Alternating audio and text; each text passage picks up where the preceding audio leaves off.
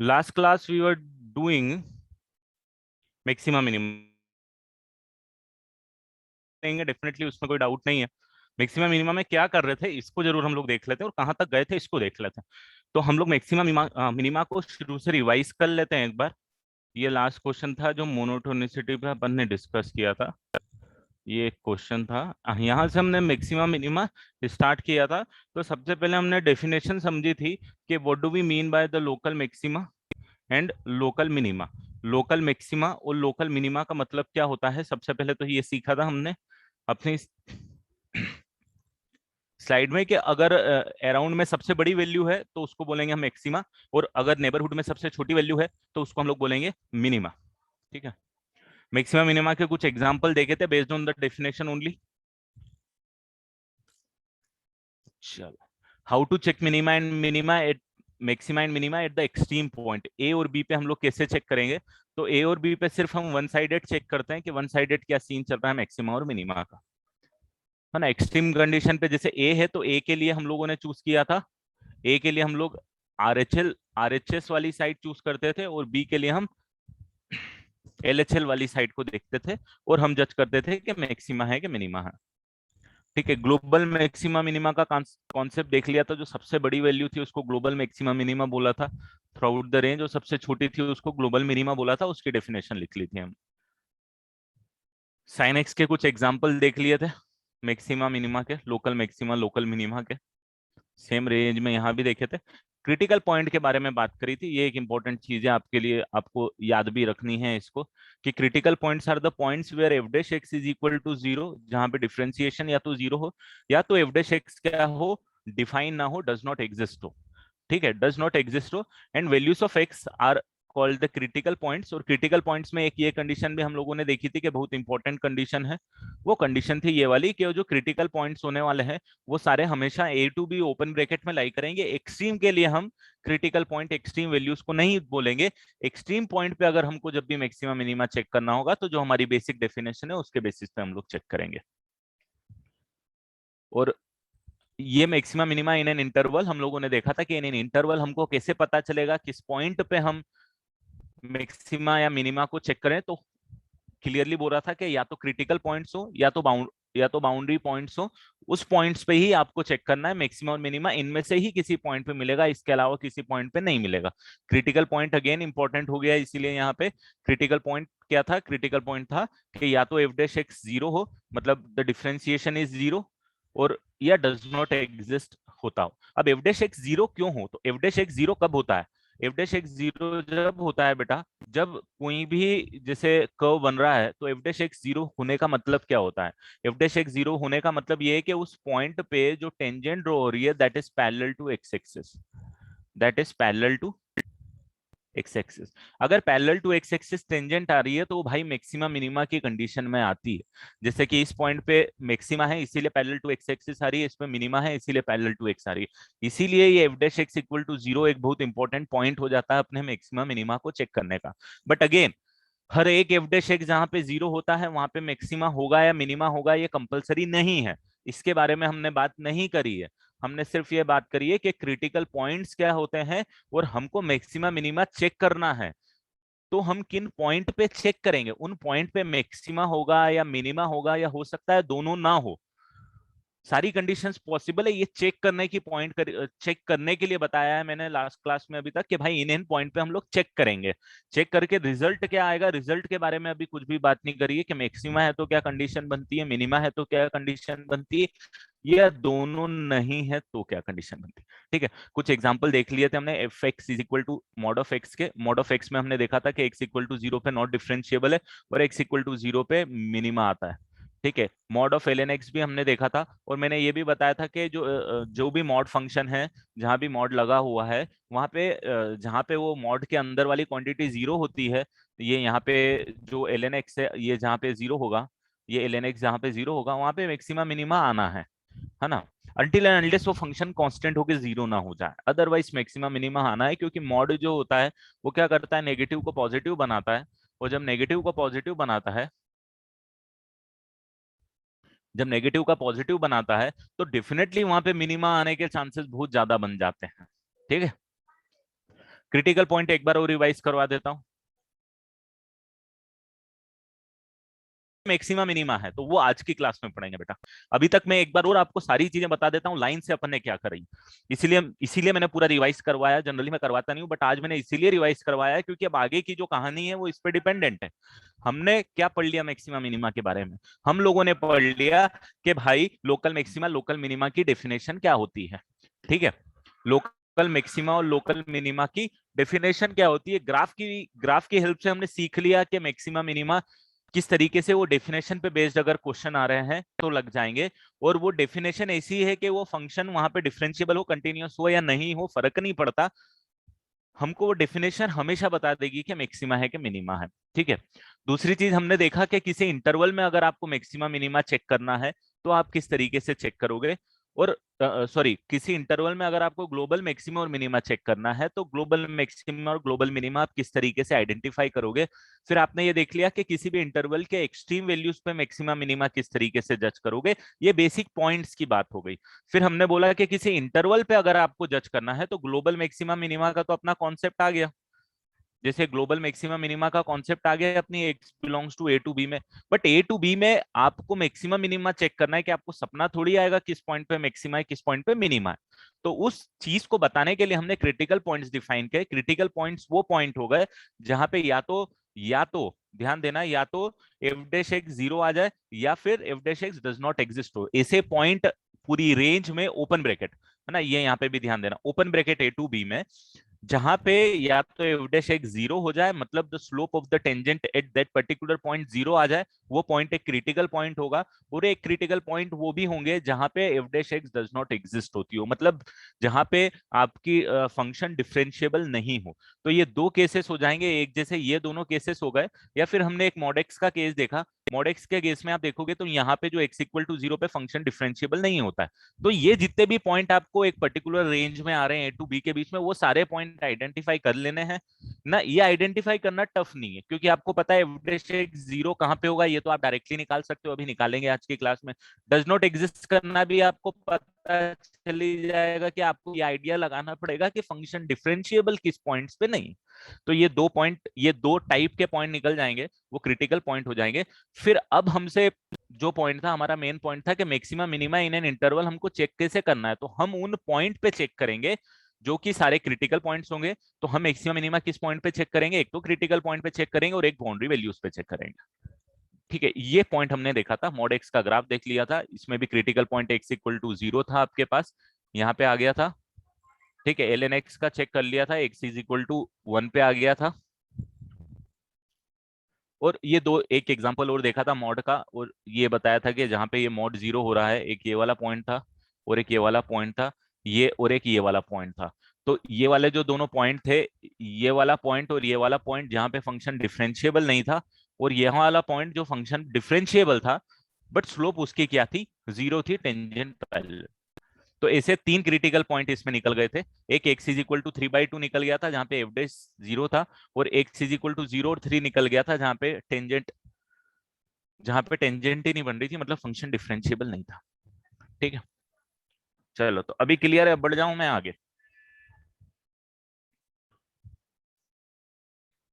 हाँ, three by to nine by four कैसे आया? तो किसी भी क्वाड्रेटिक के लिए जो एक्सट्रीम पॉइंट होता है बेटा, अगर मैं ये वाला ग्राफ बनाता हूँ क्वाड्रेटिक का, तो ये वाला जो पॉइंट होता है ना दोस्तों, ये वाला, ये कोऑर्डिनेट होता है माइनस बी बाई टू है, comma minus D by four है। याद है क्या? ये याद है, माइनस डी बाई फोर है, माइनस डी बाई फोर है, क्वाड्रेटिक में पड़ा होगा बेटा, वही पॉइंट है ये। सिर्फ डिफरेंस ये है कि आपने मॉड ले लिया ना, तो इसको ऊपर की तरह ग्राफ ऐसा बन जाएगा। तो यहाँ पे कोऑर्डिनेट जो है ना, एक्स कोऑर्डिनेट तो सेम रहेगा three by to, but why coordinate minus nine by four की जगह प्लस नाइन बाई फोर आ जाएगा, है ना। ये माइनस डी बाई फोर आ रहा था यहाँ पे, माइनस डी बाई फोर का एक्स एक्सिस में रिफ्लेक्शन देख लेंगे तो नाइन बाई फोर आ जाएगा।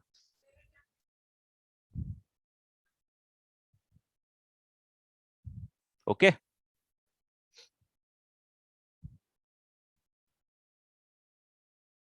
हाँ, it is not necessary that all the critical points are maxima and minima, definitely.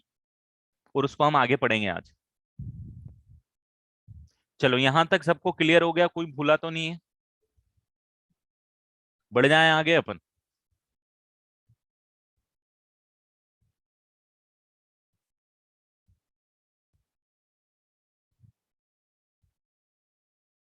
हाँ, first derivative test and second derivative test will help us out to identify whether the function is at that particular point is maximum और minimum. तो अब मैं बात करता हूं first derivative test की, कि हम एक कैसे चेक करेंगे कि वो जो पॉइंट हमने आइडेंटिफाई करे हैं कौन से। हाँ, ये सारे लास्ट के थे, लास्ट में कुछ एक्स्ट्रा भी करा था अपन ने, इंक्रीजिंग डिक्रीजिंग फंक्शन के 3-4 क्वेश्चन, वो मैंने अभी नहीं बताए हैं, मैंने अभी मैक्सिमम मिनिमम वाला बताया।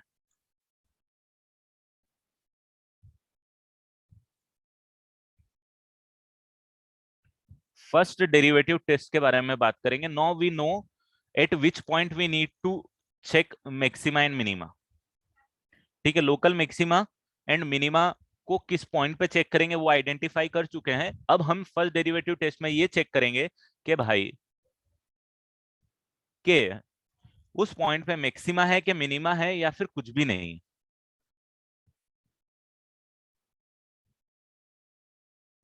अगर एफ डैश एक्स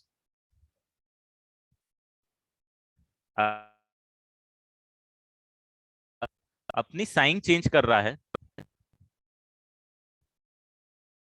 ध्यान देना, चेंजिंग साइन, मैं एग्जांपल दूंगा जब ज्यादा अच्छे से समझ में आएगा।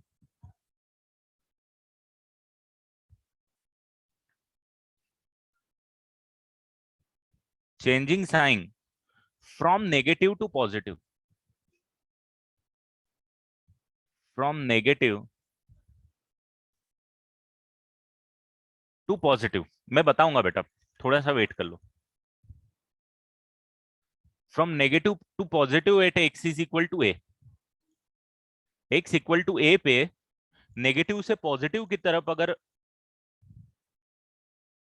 साइन चेंज कर रहा है फंक्शन, फंक्शन नहीं एफ डैश एक्स, तो उस पॉइंट पे जो है ना, उस पॉइंट पे आपके पास आएगा लोकल मैक्सिमा। अब इसका एग्जांपल मैं आपको बता देता हूं।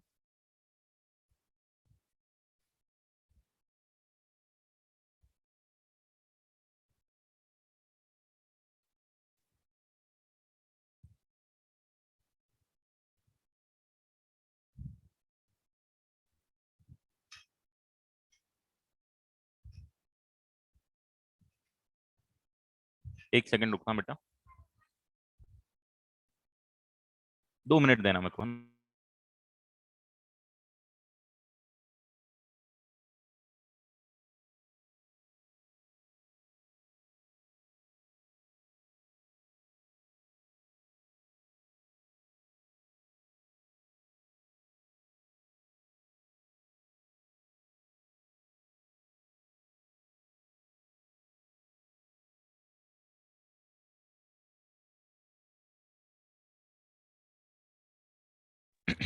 चलो, हाँ हाँ वो ठीक है। तो ये बोल रहा है कि अगर साइन नेगेटिव टू पॉजिटिव अगर आप चेंज कर रहे हो, कोई भी एफ डैश एक्स अपनी साइन अगर नेगेटिव से पॉजिटिव की तरफ चेंज कर रहा है, तो लोकल मिनिमा बनेगा। अपन लोग शायद इसके बारे में पहले बात भी कर चुके थे, बट ठीक है एक बार और बात करेंगे। देखो ये क्या बोल रहा है, ये बोल रहा है जैसे आपने एक पैराबोला का ग्राफ देखा, ये पैराबोला होता है ये, है ना। अब ये पैराबोला जो होता है, ये जो पॉइंट है, ये पॉइंट पे आप क्या बोलोगे, लोकल मैक्सिमा है क्या मिनिमा है? ये पॉइंट पे मिनिमा है, ठीक है, ये पॉइंट पे क्या है, मिनिमा है। अब अगर मैंने इसके पहले कहीं भी टेंजेंट खींची, यहाँ पे टेंजेंट ली, तो अब बताओ तो जरा इसका स्लोप क्या होगा मेरे पास, या इस पॉइंट से छोटे पे कहीं भी ली तो स्लोप ये सारे क्या होंगे, नेगेटिव स्लोप वाली लाइंस होंगी। जैसे ही इस पॉइंट को क्रॉस करूंगा, जैसे ही इस पॉइंट को क्रॉस करूंगा और यहां पे जा पहुंच जाऊंगा, तो ये जो स्लोप्स आएंगी सारी वो पॉजिटिव आ जाएंगी।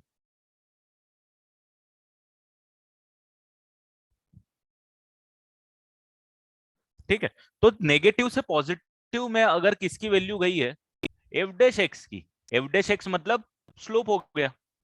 तो स्लोप अगर नेगेटिव टू पॉजिटिव जा रही है, तो जो पॉइंट है बीच में, जिस पॉइंट से वो चेंज होके जा रही है, कि नेगेटिव थी उसके पहले, उसके बाद में पॉजिटिव हो गई, तो पॉइंट आपके पास क्या आ जाएगा, लोकल मिनिमा आ जाएगा। इसमें हमने डिफरेंशिएशन का यूज इतना किया है कि हम एफ डैश एक्स की साइन प्रिडिक्ट कर रहे हैं बस। ठीक है। सेकंड, अगर आपके पास ऐसा हो गया कि एफ डैश एक्स अपनी साइन चेंज हो रहा है, चेंज कर रहा है, changing sign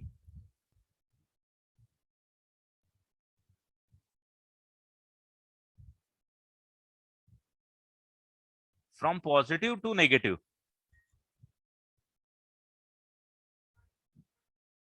it x equal to a, तो पॉइंट क्या हो जाएगा, लोकल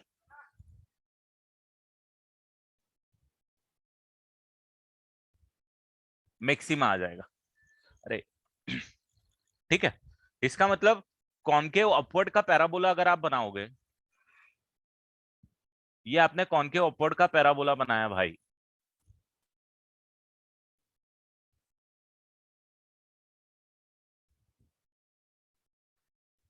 ये पॉइंट है।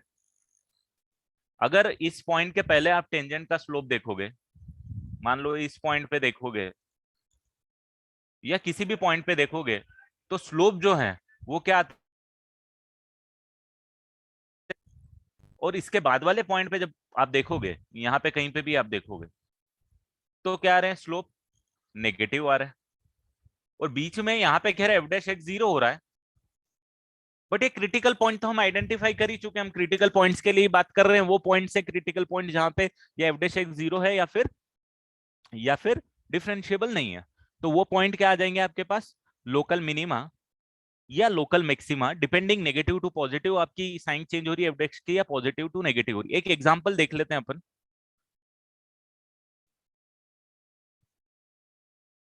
मान लो अपन ने लिया एक्स क्यूब माइनस 12x, तो अगर इसको मैं डिफ्रेंशिएट करूंगा एफ डैश, तो आपके पास आएगा 3x स्क्वायर माइनस 12, और अगर इसको इक्वल टू जीरो पुट करूंगा, तो x इज इक्वल टू मेरे पास आएगा +or -2। तो आपके पास इस केस में क्रिटिकल पॉइंट्स कौन कौन से हो गए,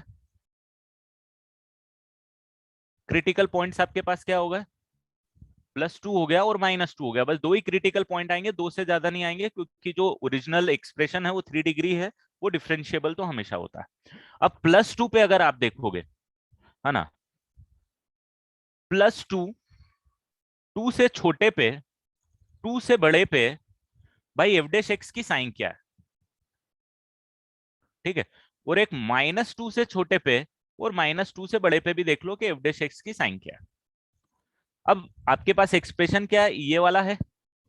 अब 2 से छोटे पे अगर आप देखोगे तो ये वैल्यू नेगेटिव नजर आएगी, और 2 से बड़े पे देखोगे तो ये वैल्यू क्या आएगी, पॉजिटिव नजर आएगी। ये तो आप आइडेंटिफाई कर लोगे बेटा, ये वाला जो एक्सप्रेशन है इसको देख के, क्योंकि एग्जैक्टली 2 अगर आप पुट करोगे तो ये जीरो आ जाएगा, बट 2 से छोटा पुट करोगे तो 12 से छोटा होगा, 12 से छोटा होगा तो नेगेटिव आ जाएगा, और 2 से बड़ा पुट करोगे तो 12 से बड़ा होगा, 12 से बड़ा होगा तो ये पॉजिटिव आ जाएगा। मतलब नेबरहुड में बात कर रहे हैं अपन, है ना, तो अप्रोचिंग वैल्यू जो भी होगी जीरो होगी, बट नेगेटिव और पॉजिटिव आइडेंटिफाई आप कर पाओगे। -2 पे छोटे पे पॉजिटिव होगा और यहाँ पे नेगेटिव होगा। तो भाई यहाँ पे जो साइन है ये बोल रहा है कि नेगेटिव से पॉजिटिव की तरफ जा रही है, नेगेटिव से पॉजिटिव की तरफ जा रही है, मतलब आपका केस कौन सा है, local maxima, negative to positive है, लोकल मिनिमा का है। 2 पे क्या है, लोकल मिनिमा आ गया, और -2 पे क्या आ गया, -2 पे आ गया लोकल मैक्सिमा। ये आ गया समझ में आपको, कि इस तरीके से ये फर्स्ट डेरिवेटिव टेस्ट से किस तरीके से हम लोग इसको प्रिडिक्ट करेंगे।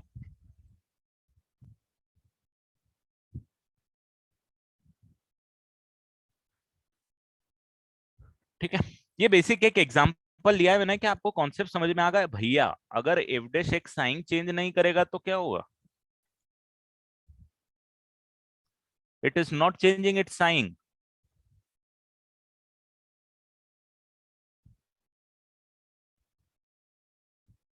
अगर एफ डैश एक्स अपनी साइन चेंज नहीं करेगा तो no maxima, no minima, no maxima.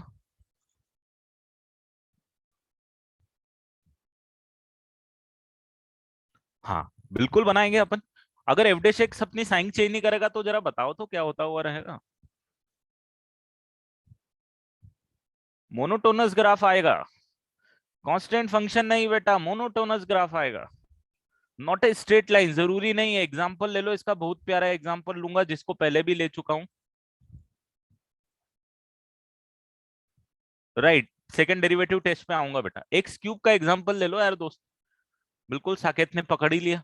इसकी इस ग्राफ के बारे में अपन ने पहले भी बात की है कि भाई ये ग्राफ बना दो, मोनोटोनस ग्राफ आता है।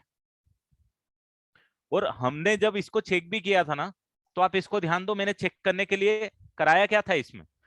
मैंने बोला था यार, जब अपन बात कर रहे थे इंक्रीजिंग डिक्रीजिंग फंक्शन का, तो एफ डैश एक्स 0 हो रहा था।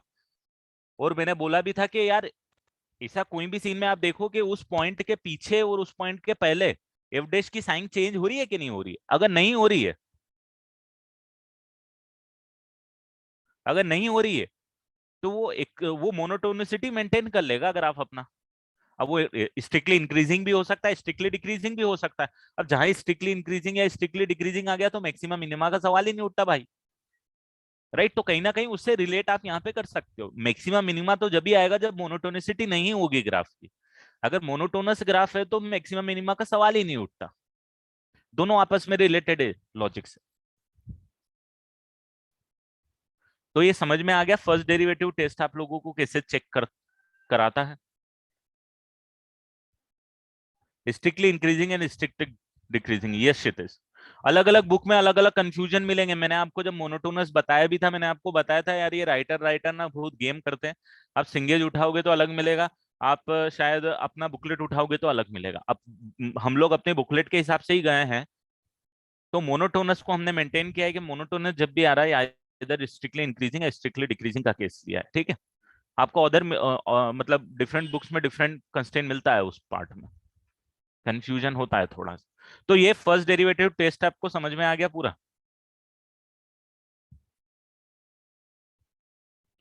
अब देखो क्या होता है।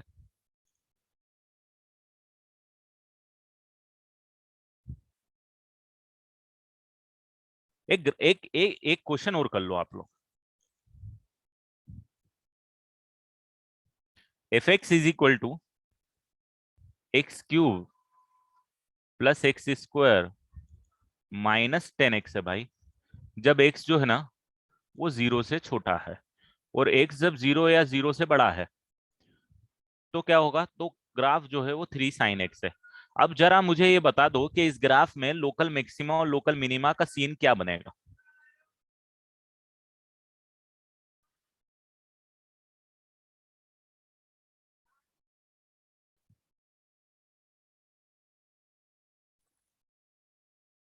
बेटा एचएससी बुक काफी, एओडी के लिए मैं नहीं बोलूंगा, मतलब एचएससी बुक काफी आपको कॉन्सेप्ट अंडरस्टैंडिंग के लिए और महाराष्ट्र सीईटी के लिए, जेई मेंस के लिए नहीं। जेई मेंस के लिए बुकलेट करना पड़ेगा। नहीं तो फिर आप ऐसा देखो, previous year JEE Mains question देखो चैप्टर के, जो पिछले रिसेंटली अभी 2-3 साल में आए होंगे, तो एक आइडिया लगेगा आप कितना क्वेश्चन कर पा रहे हो क्या नहीं कर पा रहे हो। ठीक है, एचएससी टेक्स्ट बुक के बाद करके देखो, देखो कि वो अचीव कर पा रहे हो नहीं कर पा रहे हो, नहीं कर पा रहे हो तो बुकलेट का 1A1 भी तो कंप्लीट करो बेटा। 3 एक्सरसाइज में से 2 एक्सरसाइज तो कंप्लीट करो।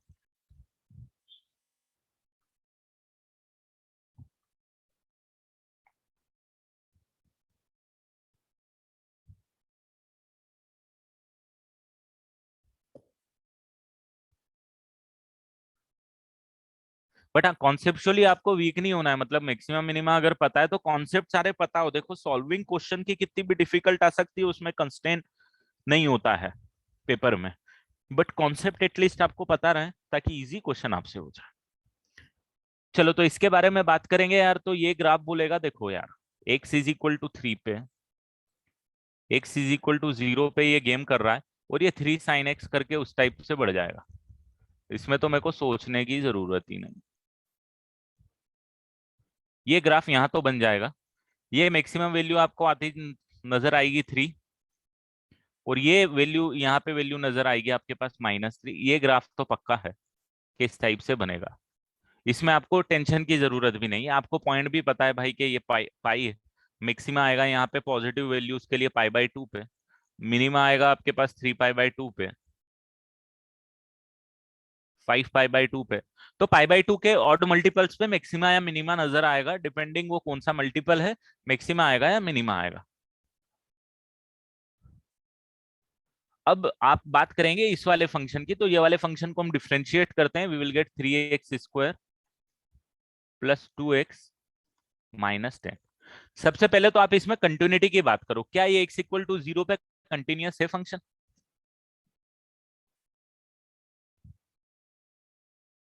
क्या x=0 पे कंटिन्यूअस है ये फंक्शन?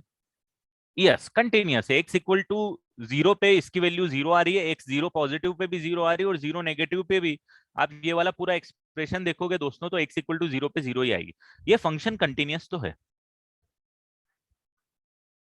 हाँ बिल्कुल, ग्राफ के बिना भी आप जज कर सकते हो, बट जहां पे दो चीज इन्वॉल्व है वो थोड़ा सा ग्राफ में घुसोगे इस वाले क्वेश्चन में, क्योंकि दोनों के नोन ग्राफ होने वाले हैं, 3 डिग्री के भी और ट्रिग्नोमेट्री के भी, तो हमको थोड़ा हेल्प हो जाएगी मतलब। ठीक है, अब इसको डिफ्रेंशिएट करेंगे दोस्तों और इसको कर देंगे 0। इज देयर एनी पॉइंट जिसके लिए ये 0 आ रहा है? जरा बताओ तो, निकाल पा रहे हो एक्स की वैल्यू क्या आ रही है यहाँ से?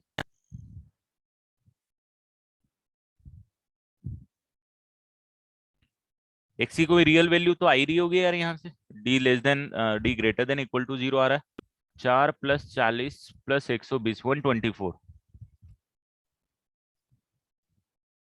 ये आएगी। तो एक -2 आएगी और -1√24/2 लेनी पड़ेगी। पॉजिटिव नहीं ली है बेटा मैंने। मैंने पॉजिटिव इसीलिए नहीं ली है क्योंकि पॉजिटिव वैल्यू पे तो ये वाला फंक्शन नहीं है, ये वाला फंक्शन है, इसीलिए मैंने बस नेगेटिव वैल्यू ली है, कि नेगेटिव के लिए बात करूंगा। ठीक है। ये जो वैल्यू है, ये जो भी वैल्यू आएगी, मैं यहाँ पे ये वाली वैल्यू लिख देता हूँ। इस पॉइंट पे जरा मुझे बताओ तो, मैक्सिमा आना चाहिए कि मिनिमा आना चाहिए? इस पॉइंट पे मैक्सिमा आना चाहिए, मिनिमा आना चाहिए? और भी सिंप्लीफाई बिल्कुल हो जाएगा। -1 माइनस ऑफ 2 4 से डिवाइड कर देंगे तो अपने पास बचेगा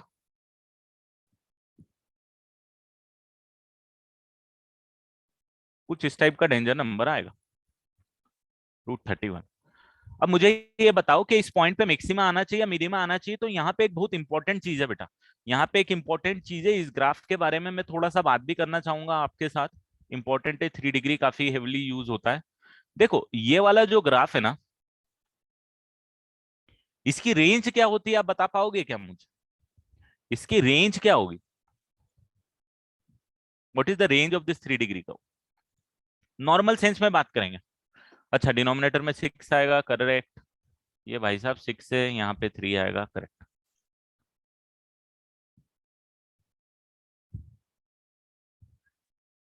इसकी रेंज होती है बेटा -∞ टू +∞। इवन ऑड डिग्री का जो कर्व होता है पॉलिनोमियल, अगर x बिलोंग्स टू r है तो इसकी रेंज -∞ टू +∞ होती है।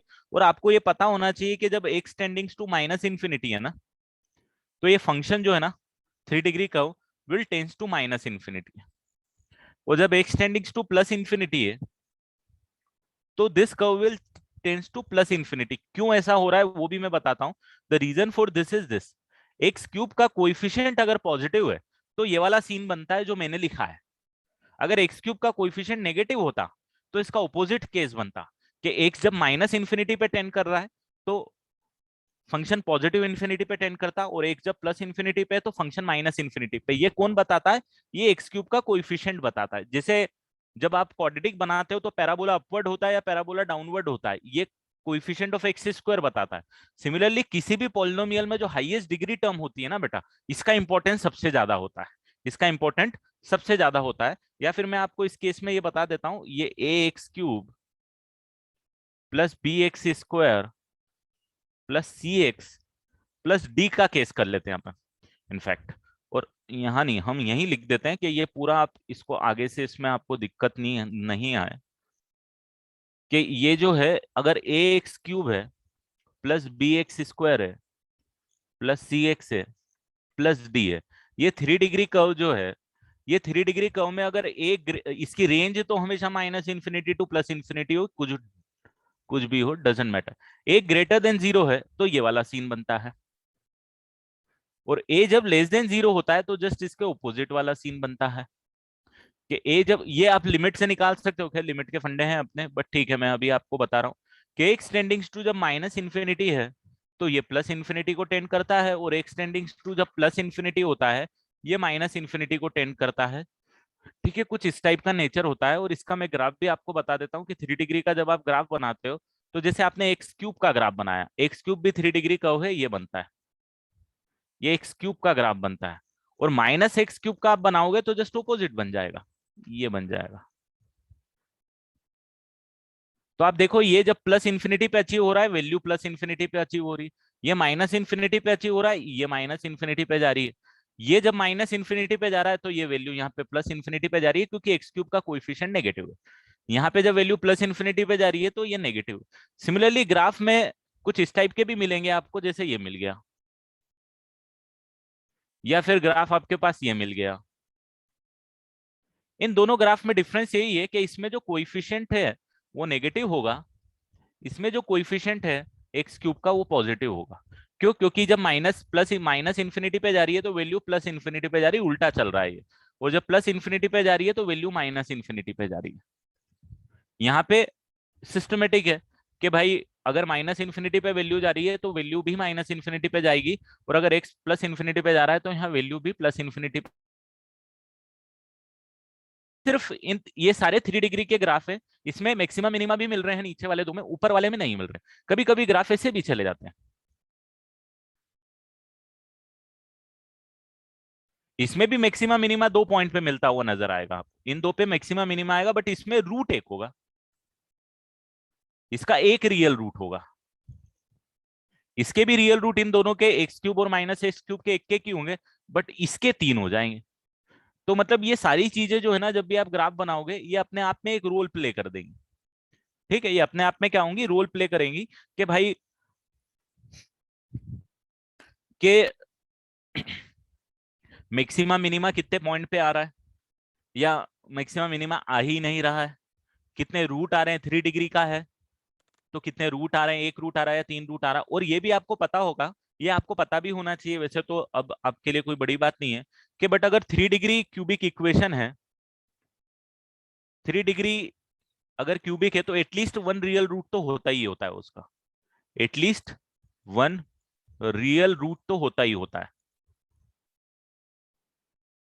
और in fact not only 3 degree, any odd degree equation, degree 3 degree 1 degree 5 degree 7 degree 9, कम से कम एक रियल रूट तो होना है। इवन डिग्री इक्वेशन के लिए जरूरी नहीं होता है बेटा, इवन डिग्री के इक्वेशन के लिए हमेशा जरूरी नहीं होता है कि उसके रियल रूट हो। जैसे क्वाड्रेटिक के लिए हो सकता है दोनों इमेजनरी रूट हो सकता है एक भी रियल रूट ना हो। जैसे 4 डिग्री के लिए हो सकता है एक भी रियल रूट ना हो। ठीक है, और अगर 99 डिग्री है तो आप बोल सकते हो कि एक रियल रूट पक्का होगा ही होगा सर, और 100 डिग्री है तो हो सकता है एक भी रियल रूट ना हो, या कितने भी हो सकते हैं, उसकी कोई लिमिट नहीं है, रियल कितने हो सकते हैं वो फैक्टर्स पे डिपेंड करेंगे। बट 100 डिग्री में आप ये बोल सकते हो कि हाँ, it is the possibility that this equation is not having any real root. Cube root of unity में भी एक ही होता है, क्योंकि क्यूब रूट ऑफ यूनिटी क्या होता है, क्यूब रूट ऑफ यूनिटी तो यही होता है 1 क्यूब एक्स। तो अगर आप इसको सॉल्व करोगे तो X cube minus 1 equal to 0 है, तो क्यूबिक इक्वेशन बनती है, और क्यूबिक इक्वेशन का एक रियल रूट तो होना ही है। दो इमेजनरी आते हैं ओमेगा ओमेगा स्क्वायर, और एक रियल आते हैं 1। राइट, चलो, तो ये समझ में आ गया। अब देखो इसको और डिटेल में आपको समझना है ना, तो आप एक और चीज देखना है, यहाँ पे आपको इंक्रीजिंग डिक्रीजिंग भी मिलेंगे। ये वाली जो पूरी रेंज यहाँ तक आएगी ना बेटा, ये पूरी रेंज में ग्राफ डिक्रीजिंग है यहाँ तक, इसके बाद ग्राफ इंक्रीजिंग है। Now you know how to identify graph is increasing और डिक्रीजिंग, और यहाँ के बाद में फिर डिक्रीजिंग आ गया। और अब आपको ये भी आइडिया लगने लगेगा कि ये पॉइंट की भी अपनी एक अलग इज्जत हो चुकी है अब, क्योंकि ये लोकल मैक्सिमम लोकल मिनिमम बना रहा है। तो इंक्रीजिंग डिक्रीजिंग मोनोटोनस नहीं है, तो इंक्रीजिंग डिक्रीजिंग नहीं है, मोनोटोनस नहीं है उस पॉइंट पे, तो डेफिनेटली वहां पे मैक्सिमम मिनिमा आता हुआ आपको नजर आएगा। सिमिलरली यहाँ पे आप देखोगे ये वाला ग्राफ यहाँ पे इंक्रीजिंग आपको नजर आएगा यहाँ तक, फिर यहाँ से वापस इंक्रीजिंग हो जाएगा और बीच में डिक्रीजिंग हो जाएगा, तो बीच में एक मैक्सिमा और एक मिनिमा दे देगा आपको, है ना। तो ये चीजें जितनी भी इंक्रीजिंग डिक्रीजिंग मैक्सिमा मिनिमा कहीं ना कहीं आपस में रिलेटेड है। ठीक है, चलो अपन टॉपिक से थोड़ा सा डेविएट हो गए, यहाँ पे आ जाते हैं। तो आपको ये फंडा समझ में आ गया होगा। तो ये फंडा मैंने इसीलिए भी समझा दिया यहाँ पे, क्योंकि ये तो 3 डिग्री एक्स क्यूब का कोएफिशिएंट पॉजिटिव है। यहाँ पे जो वैल्यू आपके पास आ रही है, इसके लिए मैक्सिमा आना इसका कंपलसरी है बेटा। ठीक है। और एक और जो पॉइंट है ना, देखो इसमें एक और जो पॉइंट है, मैंने यहाँ पे ध्यान देना, ये प्लस और माइनस में से मैंने प्लस को छोड़ दिया। ठीक है, प्लस को छोड़ दिया, माइनस लिया क्योंकि डोमेन में नहीं था, नहीं तो अदरवाइज आप देखोगे ना तो इस पॉइंट पे कुछ इस टाइप का आपको,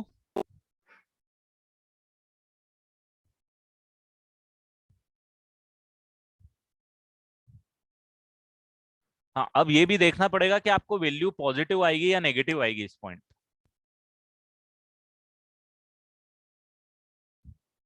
और ये जरूरी भी नहीं है कि वो पॉइंट मैक्सिमा या मिनिमा हो।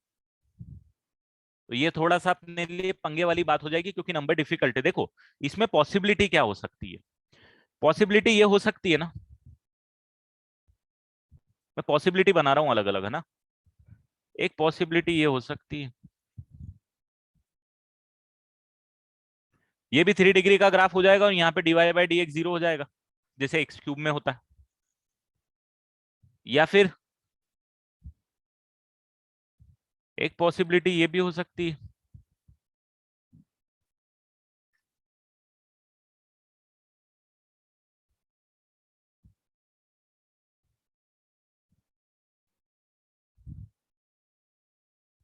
ठीक है। तो ये डिपेंड करेगा कौन सी पॉसिबिलिटी है, ग्रीन वाली होगी या नहीं होगी, ये पता चलेगा आपको कि भाई ये मैक्सिमा आ रहा है या मिनिमा आ रहा है। अब मैक्सिमा मिनिमा के लिए आपको क्या करना पड़ेगा, इसकी साइन चेक करनी पड़ेगी, अभी जो जितना हमने अभी तक पढ़ा है कि इसकी साइन पॉजिटिव से नेगेटिव कन्वर्ट हो रही है, नेगेटिव से पॉजिटिव कन्वर्ट हो रही है। या डबल डिफरेंशिएशन रूल आपको पता है तो आप लगा दो उसको, डबल डिफरेंशिएशन वाला भी आपको पता है कि इसका डबल डिफरेंशिएशन ये होगा। अब इसके लिए वैल्यू पॉजिटिव आ रही है कि नेगेटिव आ रही है, देख लो जरा।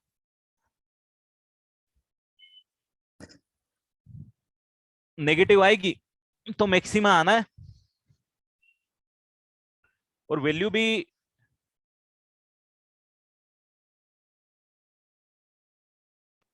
हाँ इसमें मैं बताऊंगा। तो आप ग्राफ इनमें से कुछ भी हो सकता है और इनमें से भी कुछ भी हो सकता है। अब हम बात कर लेते हैं इस पॉइंट की, कि भाई इस पॉइंट पे मैक्सिमा मिनिमा कुछ आ रहा है क्या। तो जरा आप मेरे को बताओ कि एक्स इक्वल टू 0 पे क्या सीन हो रहा है इसका।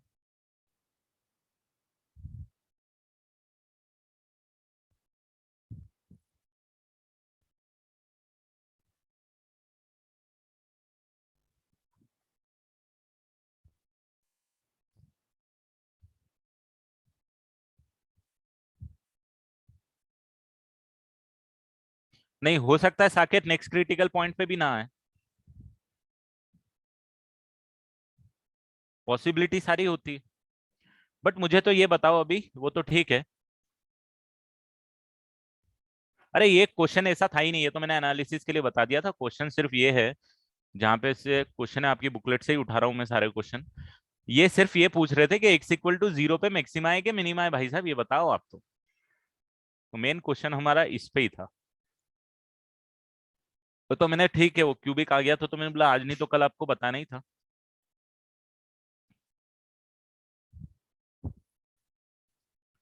देखो इस पॉइंट पे मैक्सिमा मिनिमा निकालना नंबर्स के गेम के हिसाब से थोड़ा सा टफ है एक्चुअली, क्योंकि नंबर थोड़ा सा दिक्कत वाला आ गया है। नहीं तो हम बता देंगे, बताएंगे, अभी टेंशन मत लो आप लोग। इसके लिए भले ही मैं नहीं बताऊंगा मैक्सिमम मिनिमा आ रहा क्या आ रहा, क्योंकि क्यूबिक वगैरह इन्वॉल्व है और ये नंबर अच्छा नहीं। बट आप यहाँ पे बताओ मेरे को मैक्सिमा आ रहा है कि मिनिमा आ रहा है एक्स इक्वल टू 0 पे। अब मुझे बताओ 0 नेगेटिव पे और 0 पॉजिटिव पे जो भाई साहब हमारी स्लोप है कितनी है।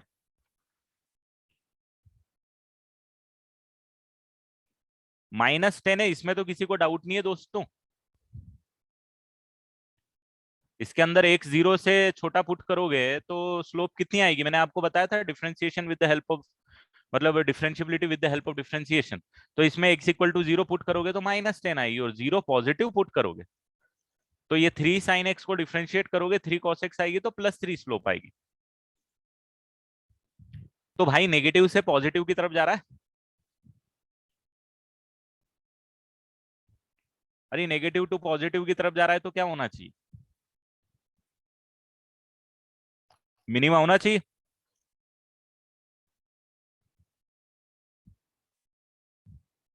अरे भाई नेगेटिव स्लोप नेगेटिव से पॉजिटिव की तरफ जाएगी तो मिनिमा होगा ना, पॉजिटिव से नेगेटिव जाएगी तो मैक्सिमा होगा। यहाँ नेगेटिव टू पॉजिटिव जा रही है। और जरा मुझे ये बताओ, तो ये फंक्शन डिफरेंशिएबल है क्या? Is it differentiable at x is equal to 0?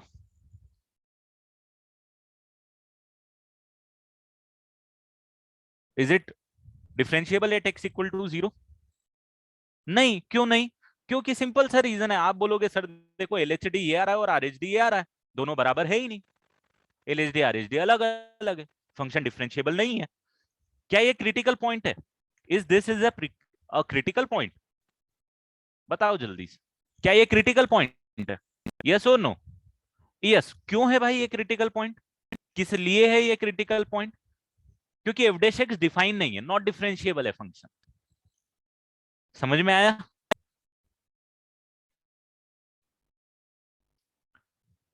और क्रिटिकल पॉइंट है क्योंकि डिफरेंशिएबल नहीं है।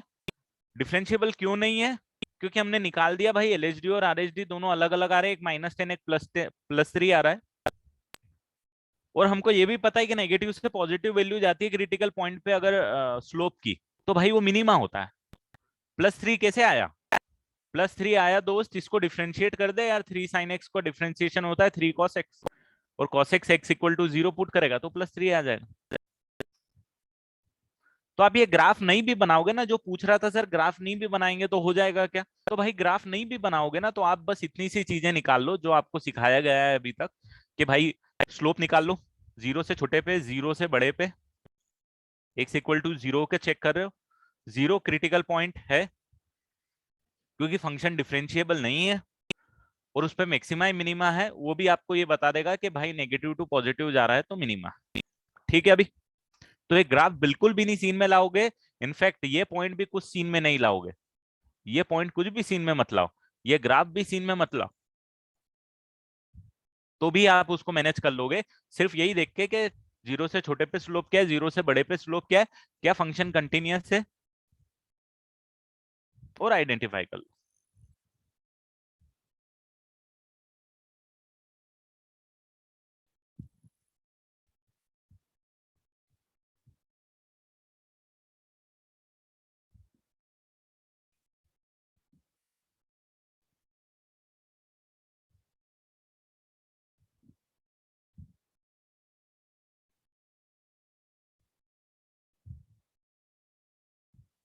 ठीक है, बढ़ जाऊं आगे?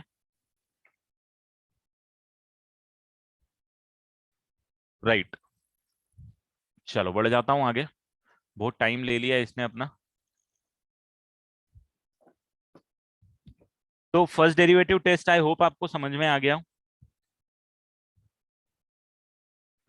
सेकंड डेरिवेटिव टेस्ट पढ़ लेते हैं हम लोग।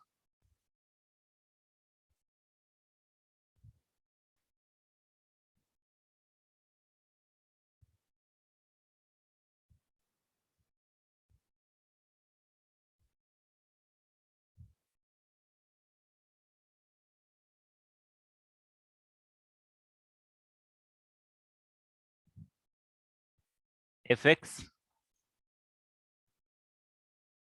Is differentiable at x is equal to a,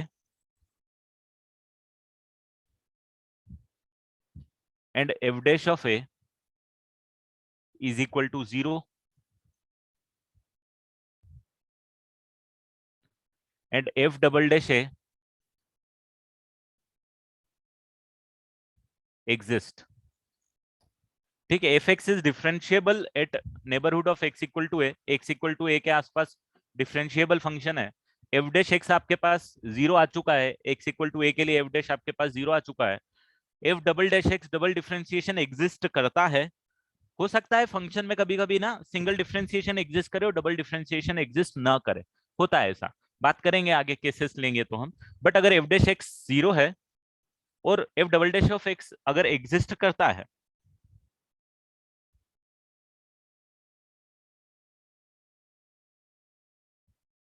तो हमको मैक्सिमा और मिनिमा कैसे पता चलेगा? तो पहला केस तो ये है कि अगर एफ डबल डैश है ग्रेटर देन जीरो है, तो एक्स इक्वल टू ए पे मैक्सिमा आएगा या मिनिमा आएगा, जरा बताओ तो। ये तो पढ़ा हुआ है आपने ये वाला।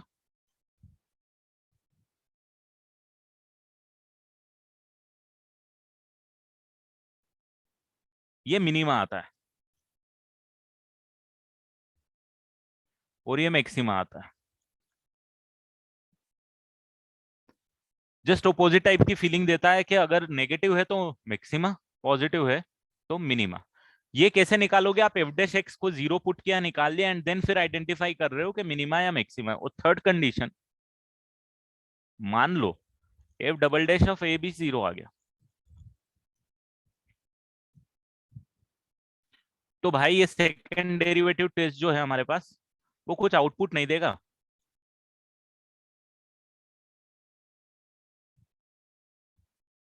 Not giving any output.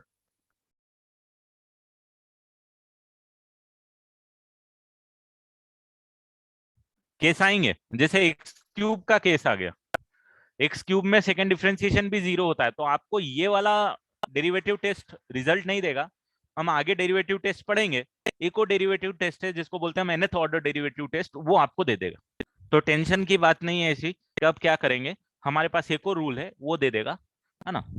तो अभी तो इसकी बात करते हैं कि भाई ये फंडा है हमारे पास, ये सेकेंड डेरिवेटिव टेस्ट है हमारे पास, ये मैक्सिमम मैक्सिमम क्वेश्चन में अप्लाई होने वाला है। आप 98% जो क्वेश्चंस करने वाले हो वो इसी पे करने वाले हो, इसी फंडे पे काम हो जाएगा आपका। जैसे साइन टू एक्स, अगर मैं एग्जांपल ले लूं, जल्दी से मुझे क्वेश्चन करके बता दो basic. What I am thinking is I will finish the theoretical part today so that I can give you के ठीक है भाई अपनी बुक चालू कर दो करना। Point of local maxima and local minima बताना है, एक्स इक्वल टू जीरो से लेके पाई के बीच।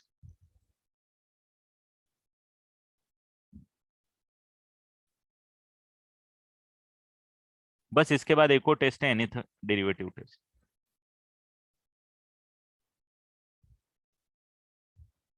मैं आपकी बुक भी देख लेता हूँ इतनी देर, इसको जल्दी से सॉल्व कर लो बेटा।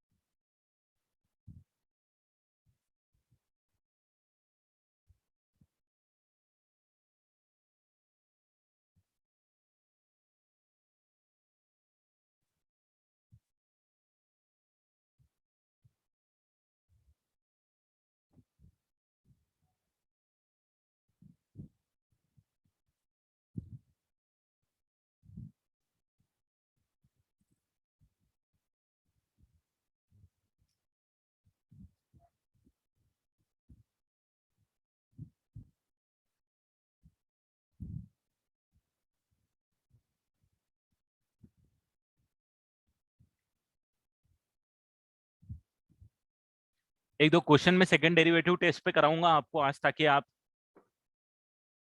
कंडीशन में आ जाए क्वेश्चन करने के, और आपको होमवर्क मिल जाए ताकि आप मैक्सिमा मिनिमा करने लग जाएं। छोटी छोटी चीजें बहुत सारी हैं, जैसे मैंने आज आप क्यूबिक का ग्राफ डिस्कस किया, तो इस बारे जेई कंसर्न हमको ऐसी चीजें डिस्कस करना है। बट एक बेसिक लेवल पे जहाँ पे मैक्सिमम प्रैक्टिस रिक्वायर्ड होगी, वो एटलीस्ट आप करने की कंडीशन में आ जाए।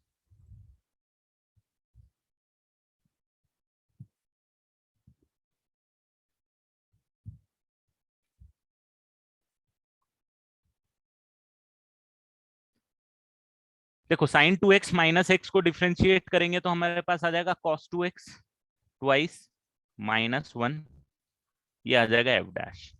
एफ डबल डैश भी निकाल ही लेते हैं बेटा, minus four sine to x, ये आ जाएगा। भाई साहब इसको इक्वल टू जीरो पुट कर देते हैं,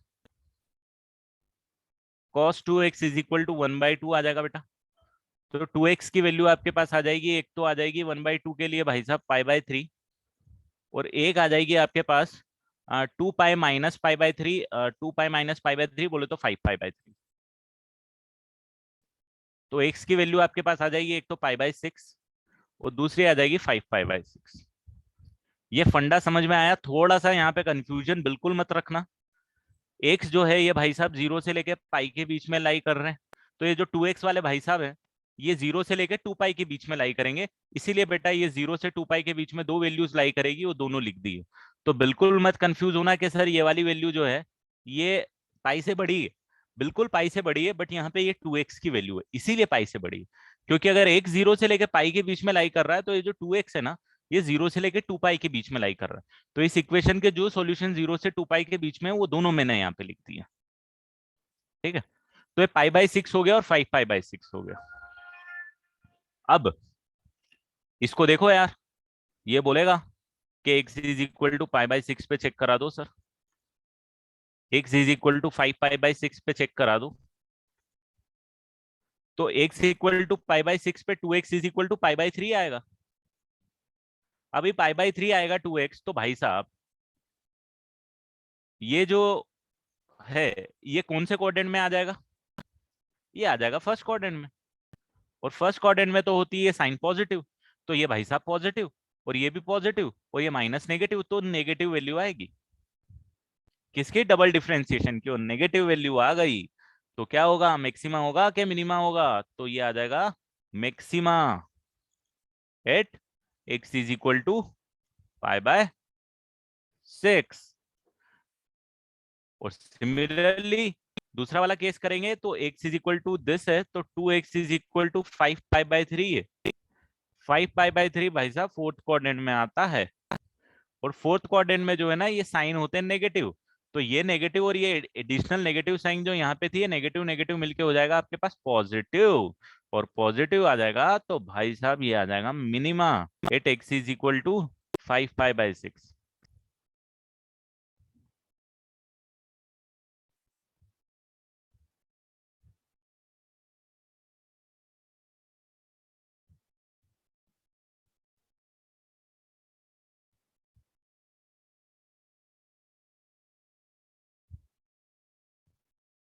एक बार और एक्सप्लेन कर दूंगा।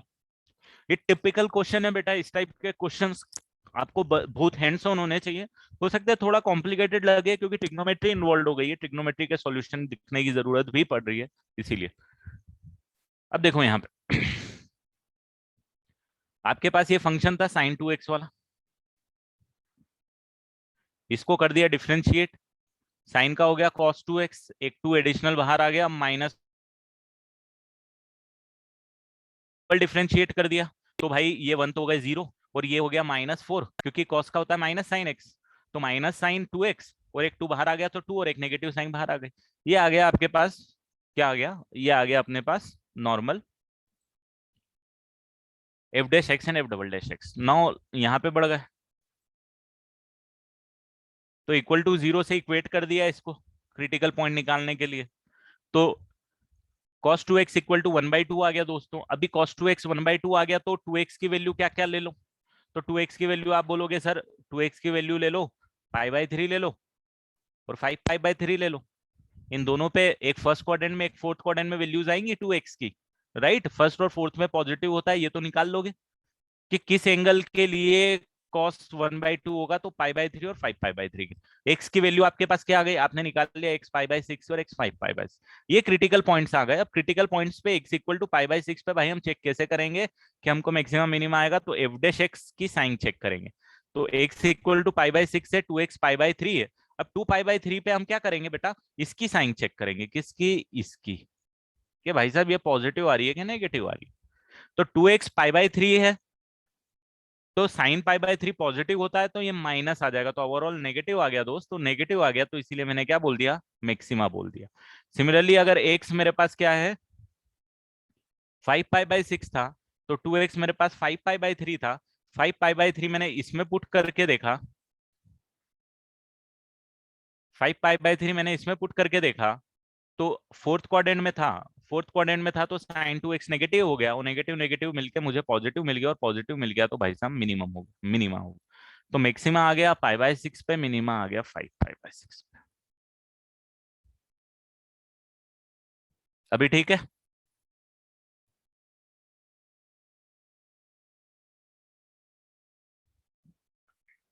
इसको नोट करो। मैं चाह रहा हूं एक दो क्वेश्चन में आपको इस ये जो मेथड अपन ने पढ़ी ना, इस पे ये समझ लो कि 95% क्वेश्चन इसी पे आना है। डबल डिफरेंशिएशन टेस्ट हमेशा करेंगे, ये हमारा फेवरेट टेस्ट है। हम और किसी में नहीं जाते, हम मेनली इसी को ट्राई करते हैं। जब तक ये होता है, ये नहीं होता तो हम दूसरी दुनिया में घुसते हैं। ठीक है, मान लो जैसे इसके पहले भी जो फर्स्ट डिफरेंशिएशन रूल भी देखा ना कि एफ डैश एक्स की साइन, वो भी थोड़ा सा ना लेंदी है कंपैरिजन टू दिस, ये ज्यादा अच्छा है। तो इसीलिए 95% जगह ये हमारा काम कर देता है। बट जब नहीं कर पाता तो फिर हमको वो दूसरी चीजों के बारे में भी बात करनी पड़ती है, और हो सकता है कभी कभी तो हमको एकदम डीप में घुसना पड़ता है। फर्स्ट डेरिवेटिव टेस्ट बेटा कॉन्सेप्ट है, second derivative test mathematical result है। कि मैथमेटिकल रिजल्ट है, वो जो नेगेटिव से पॉजिटिव और पॉजिटिव से नेगेटिव का फंडा है ना बेटा, वो डबल डिफरेंशिएशन उसको खींचता है। तो इसका जो डेरिवेशन है ना सेकंड डेरिवेटिव टेस्ट का, ये मैंने नहीं बताया आपको अभी, है ना। मैंने ये नहीं बताया कि ऐसा क्यों होगा सर कि एफ डबल डैश अगर पॉजिटिव आया तो मिनिमा आएगा, और F double dash x negative आएगा तो मैक्स। ये मैंने अभी तक आपको बताया नहीं है। ये जब बताऊंगा ना तो फिर वही फर्स्ट डेरिवेटिव को खींच के लेके आऊंगा और उसी से निकालूंगा। तो डेफिनेटली प्रोसेस है, बट ठीक है, हमको फर्क नहीं पड़ता। हमको, हम जो कंपटीशन एग्जाम देते हैं it is application based competition exam. Application आपको आना चाहिए चीजों का प्रॉपर। अब मैं आपको एक एप्लीकेशन करके बताता हूँ, आपको समझ में आएगा कि जो मेनली क्वेश्चंस हैं वो किस तरीके से आपको देखने को मिलेंगे बेटा। एक छोटा सा क्वेश्चन उठा रहा हूँ तो आपको एक आइडिया देने के लिए कि क्वेश्चन अब कैसे आएंगे मैक्सिमा और मिनिमा से। और इसकी इस टाइप में वैरायटी में कोई लिमिट भी नहीं है, और जेई में एक आधा क्वेश्चन तो इस पे आना ही आना है। तो मान लो अगर एक कोई बोल रहा है कि भाई एक वायर है और उसकी लेंथ जो है ना 120 है। वायर की लेंथ क्या है? 120 है। और उसको हमने बेंट कर दिया, और हमने बेंट करके उसको बना दिया रेक्टेंगल। यहां तक प्रोसेस दिमाग में बैठ गई। इमेजिन कर लिया, वायर था लंबा सा 120 लेंथ का, 120 मीटर या जो भी लेंथ होगी, उसको हमने मोड़ा। और मोड़ के हमने क्या किया, उसको तीन बार मोड़ के, तीन बार ही मुड़ेगा ना, एक दो तीन, तीन बार मोड़ के उसको एक रेक्टेंगल बना लिया। ठीक है, तो रेक्टेंगल बन गया।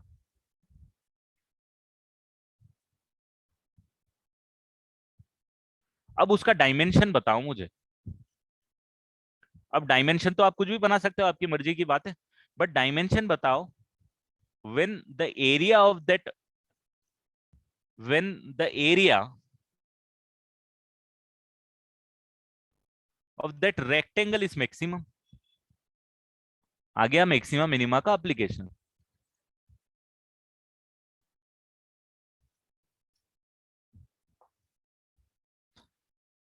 फंडा आ गया समझ में? क्या है, एक वायर था 120 मीटर की लेंथ का था, उसको बेंट कर दिया मैंने, बेंट करके रेक्टेंगल बना दिया भाई साहब। उसके डायमेंशन होंगे कुछ। अब ये बेंट करने में तो आप देखो 120 यूनिट का जो रेक्टेंगल बनेगा वो कैसा भी बन सकता है। वो एक ऐसा भी बन गया, आपकी मर्जी है, आपका मन किया ऐसा बना दिया, आपकी मन किया तो आपने ऐसा स्क्वायर भी बना दिया।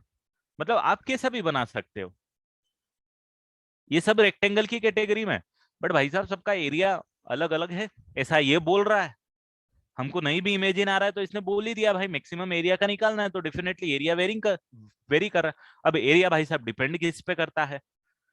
एरिया क्या होता है जरा बताओ तो, एरिया क्या होता है, किस चीज को मैक्सिमम करना है? देखो मैं इस क्वेश्चन में आपको अप्रोच सिखा रहा हूं बेटा। कभी भी कोई क्वेश्चन करोगे तो क्या अप्रोच से करना है, किस तरीके से सोचना है। अगर आप आर्बिट्री चलोगे तो क्वेश्चन करने में आपको दिक्कत आएगी, बट अगर आप एक पर्टिकुलर अप्रोच से चलोगे ना तो आपको क्लियरिटी ज्यादा रहेगी कि क्वेश्चन को सॉल्व करना है। तो अब जैसे मैं आपको बताता हूँ दो तीन चीजें इसमें जो इंपॉर्टेंट है, आपको क्लिक कर रही होंगी, क्वेश्चन ईजी है। तो सबसे पहले तो आप बोलोगे सर देखो एरिया को हमको मैक्सिमम करना है, उसको नाम दे दिया ए। जस्ट ए सेकेंड, हाँ।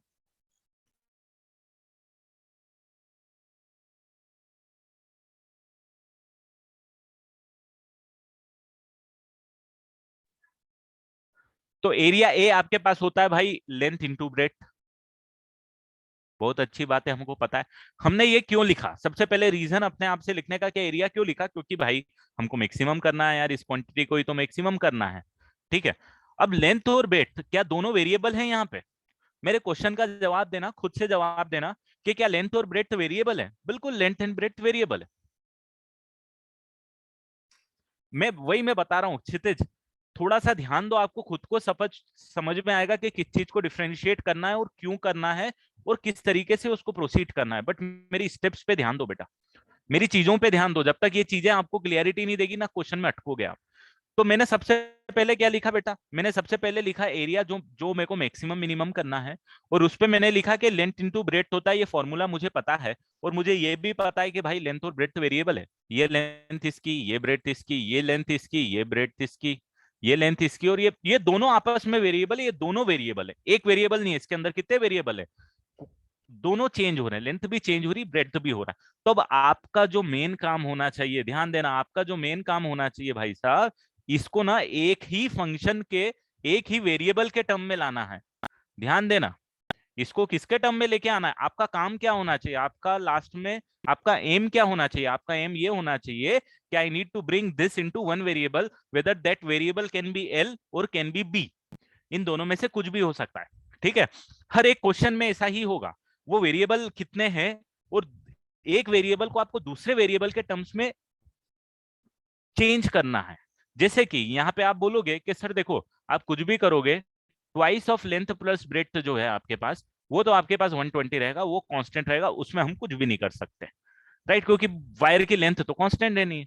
तो लेंथ प्लस प्लस ब्रेड्थ की वैल्यू आ गई 60। अब ये जो एक इंपॉर्टेंट रिलेशन आ गई आपके पास, इसने क्या किया, जो दो वेरिएबल यहाँ पे इन्वॉल्व है, ध्यान देना, प्रोसेस समझना, कि ये जो दो वेरिएबल यहाँ पे इन्वॉल्व है बेटा, ये दो वेरिएबल के बीच में ये रिलेशन आ गई। अरे अपना काम ही हो गया भाई, अपना काम ही हो गया, क्योंकि अब आपको बस ये करना है कि ठीक है, मेरे को मन है कि मैं बी को रिमूव कर दूं, तो ले भाई तू बी को रिमूव कर दे और यहाँ पे पुट कर दे बी को।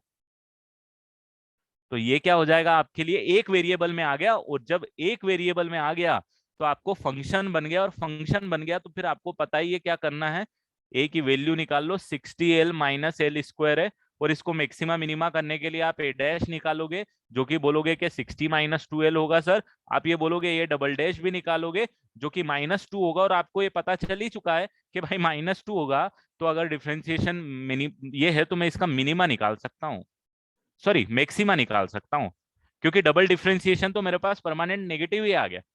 तो एल की वैल्यू कुछ भी हो, डजेंट मैटर, आपके पास क्या आएगा, मैक्सिमा ही आएगा। और मैक्सिमा निकालने के लिए क्या करोगे दोस्तों, इक्वल टू 0 आपको इक्वेट करना पड़ेगा।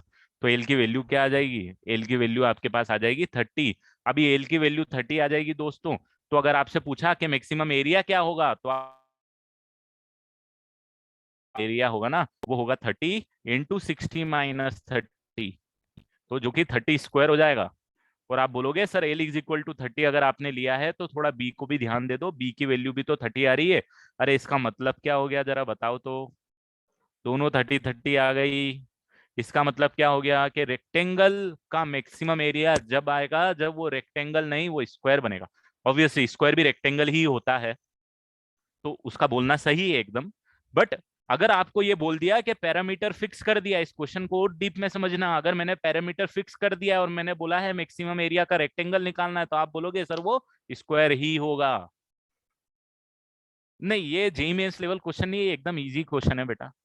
मैंने आपको दो चार चीजें बताई है, नहीं तो मैं आगे से आपको मतलब मैं बस लिख दूंगा कि भाई ऐसे कर लो हो जाएगा। ये तो अभी मुझे वो प्रोसेस समझानी है, जो प्रोसेस में बच्चों को सबसे ज्यादा दिक्कतें होती है जब कॉम्प्लिकेटेड क्वेश्चन होता है। क्योंकि ये दिमाग में रखना कि जो चीज निकालना है, वो चीज निकालना है, उसका फॉर्मूला लिख चुका हूं, बट उसमें एक से ज्यादा वेरिएबल है, उन वेरिएबल को मेरे को रिमूव कराना है। अब उनको वेरिएबल को रिमूव कराना है, तो मेरे पास जो दूसरा इंफॉर्मेशन है, जो दूसरा नॉलेज है, उसके बेसिस पे उन वेरिएबल के बीच में रिलेशन निकालना है। जैसे यहाँ पे मैंने ये रिलेशन निकाल ली है, l plus b equal to 60, और इसको निकाल के यहाँ पे रिप्लेस किया है। ये प्रोसेस जो है ना, ये प्रोसेस अगर आपने समझ ली, उसके बाद में क्वेश्चन की अपनी कॉम्प्लेक्सिटी होगी डेफिनेटली। यहाँ रेक्टेंगल इन्वॉल्व है, बहुत इजी चीज इन्वॉल्व है, ज्यादा प्रॉब्लम नहीं आएगी। हाँ, ultimately you have to make the function बेटा, ultimately you have to make this function, कि जिसको मैक्सिमा मिनिमा करना है और एक वेरिएबल के टर्म में बनाना है, that is your m, this should be in your mind. अरे ए डैश जीरो, अरे यार मत करे यार ऐसा देवी का, ए डैश जीरो पुट किया क्योंकि मैक्सिमा मिनिमा निकालना है ना बेटा। मैं मैक्सिमा मिनिमा कब निकालूंगा, क्रिटिकल पॉइंट, ये मेरे लिए क्रिटिकल पॉइंट है। खैर अब क्रिटिकल पॉइंट की बातचीत नहीं करेंगे अपन, अपन बोलेंगे जहाँ पे एफ डैश जीरो है उसी पे बात करेंगे, तो आप समझ जाना कि क्रिटिकल पॉइंट की बातें कर रहे हैं सर। हाँ, अब आपको देखो, अगर किसी को समझ में नहीं आ रहा है कि डबल डिफरेंशिएशन का सीन क्या है सर यहाँ पे, तो बिल्कुल सही बात है, कोई दिक्कत नहीं है। एल की वैल्यू आप 30 निकाल लिए भाई, निकाल ली तन्वी। चलो, अगर आपने एल की वैल्यू 30 निकाल ली तो 30 पे मैक्सिमम मिनिमा होगा, ये कौन डिसाइड करेगा? डबल डिफरेंशिएशन रूल में तो डबल डिफरेंशिएशन ही डिसाइड करेगा भाई साहब। कि डबल डिफरेंशिएशन देखो, एल इक्वल टू 30 पे कितना आ रहा है, तो आप बोलोगे सर एल इक्वल टू 30 क्या किसी के लिए भी नेगेटिव ही है, वो लेस देन जीरो है। और अगर double differentiation less than zero है तो मेरा ये जो डबल डिफरेंशिएशन रूल है, ये क्या बोलता है कि मैक्सिमा आएगा सर, मैक्सिमा। तो क्या आएगा? मैक्सिमा आएगा। कब आएगा? एल इज इक्वल टू 30 पे मैक्सिमा आएगा। हाँ, क्वेश्चन ने लिखा था, बट ऐसा हो सकता है ना कि आपके पास दो एल की वैल्यू आए और एक पे मैक्सिमम आया और एक पे मिनिमा है बेटा। ये तो इसमें एक ही एल की वैल्यू आई, बट अगर एक से ज्यादा वैल्यू आती तो क्या होता, तो वो आप इसी बेसिस पे जज करते। फंडा आ गया क्या समझ में? मिनिमा एरिया तो जीरो आएगा बेटा, अप्रोचिंग जीरो। वो दोनों लाइन को एकदम मिला दे तो मिनिमा की बात नहीं करेंगे अपन। तू देखना, ये लाइन पूरी 60 की कर दे ऑलमोस्ट, और इसके ऊपर 60 लटा दे ऑलमोस्ट, मिड पॉइंट पे फोल्ड कर दे। वो रेक्टेंगल नहीं बनेगा, वो स्ट्रेट लाइन बन जाए, मतलब ठीक है, वो कॉन्सेप्ट ही अलग हो जाएगी, दुनिया अलग हो जाएगी। यही जो मैंने बताया वो एल्गोरिथम ही बोल दे बेटा। मैं हर एक क्वेश्चन ऐसे ही कराऊंगा, मतलब बनते कोशिश, अगर वो क्वेश्चन ऐसे बन रहे हैं तो ऐसे ही कराऊंगा। चलो, तो एक और क्वेश्चन करा दूं क्या इस टाइप का, बोलो? प्रोसेस करवा दूं? कुछ अच्छा क्वेश्चन करवा दूं?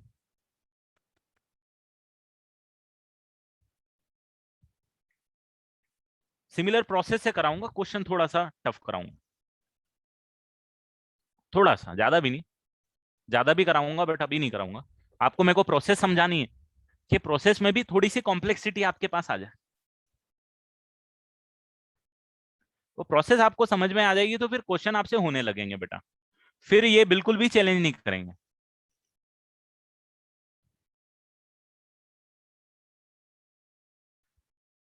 चलो भाई, एक सर्कुलर कोन है, उसकी स्लेंट हाइट दे के रखी हुई।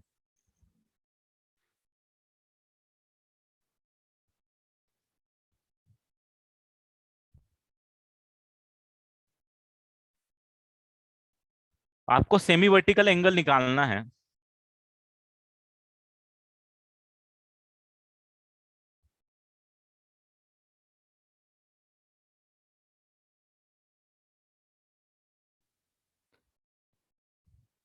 सेमी वर्टिकल लेंथ तो थोड़ी होती भाई, सेमी वर्टिकल एंगल होता है।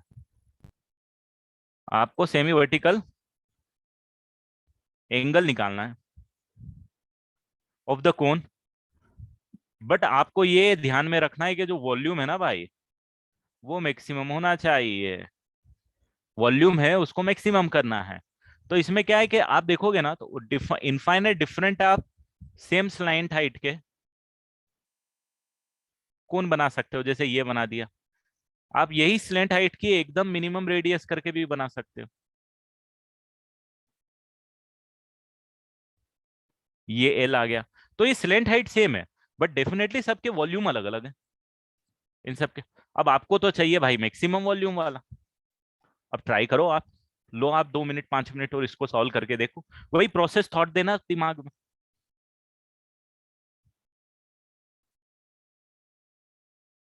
सर्कुलर कोन है बेटा वो, circular cone. Slant height of circular cone given है आपको, slant height of circular cone.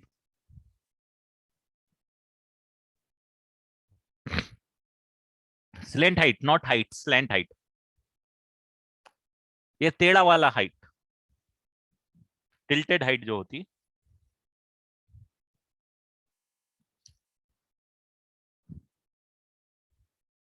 वो प्रोसेस रिपीट करो, और आज के बाद का आपका होमवर्क है कि एओडी की पूरी आपकी एचएससी की टेक्स्ट बुक कंप्लीट करो, मैक्सिमा मिनिमा भी कंप्लीट करो, इंक्रीजिंग डिक्रीजिंग भी कंप्लीट करो। वर्टिकल एंगल ये वाला होता है बेटा, ये वाला जो पूरा एंगल होता है ना, इसको वर्टिकल एंगल बोलते हैं। और इसका आधा अगर मैं कर दूंगा, जो दोनों जगह इक्वली डिवाइड होता है, उसको सेमी वर्टिकल बोलते हैं। आधा angle semi. Slant height is given to you l. It will definitely be acute angle बेटा, it will be definitely the acute angle. Semi vertical angle should definitely be less than 90 degree at any cost, और otherwise वो आप imagine करो कि वो नहीं बन पाएगा। तो नाउ क्वेश्चन की हमारी इतनी प्रैक्टिस नहीं हुई है, बट आप बुकलेट बुक कर सकते हो बेटा, एचएससी की बुक निपटा दो अब पूरी। एपीडी है क्या? एओडी है चैप्टर का, आखिरी एक्सरसाइज में मैक्सिमम मिनिमा देके रखा है 2.4 में।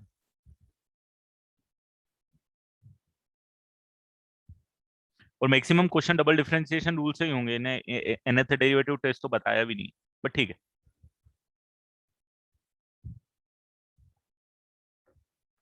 L is constant, L is given to you बेटा, L is given to you definitely. जो क्वेश्चन में बोल दिया है कि स्लैंट हाइट एल है, मतलब it is given to you, your answer should be in this variable only. नहीं, ये नहीं बताऊंगा मैं अभी, ये क्या होगा क्या नहीं होगा, ये आप करो फिर मैं बताऊंगा। बहुत फेमस आंसर है ये वाला।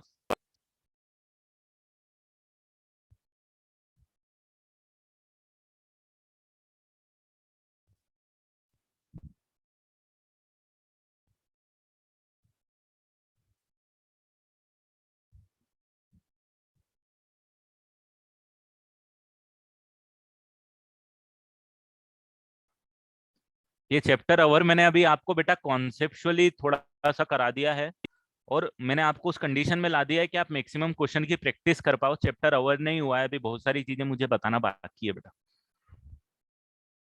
बट हाँ, ये बोल सकते हो कि आप 90% कॉम्पिटिशन एग्जाम्स में जिस टाइप के क्वेश्चंस आते हैं, जिस लेवल के क्वेश्चंस आते हैं, उस उतना लेवल हम अचीव कर पाए।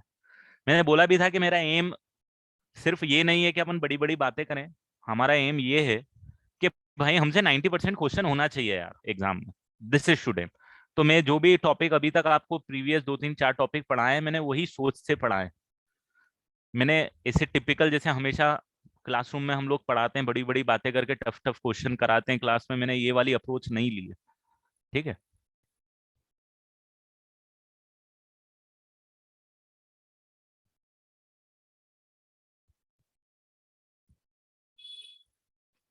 क्योंकि कैलकुलस में मेनली ये होता है कि आप भूल जाते हो यार मैक्सिमा मिनिमा कैसे निकालूं, सिर्फ डबल डिफरेंशिएशन रूल याद रहता है तो क्वेश्चन नहीं बनते। करेक्ट साकेत, पहला आंसर जो सही आया साकेत का, बाकी जिसके भी आंसर आए सब गलत आए बेटा।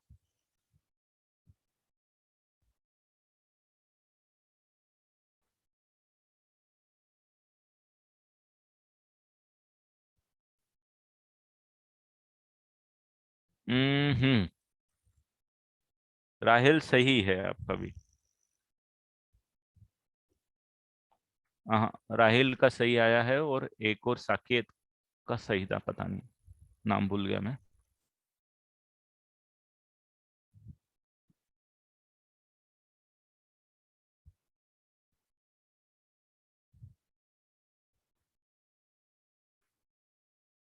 गलत है देवी का बेटा।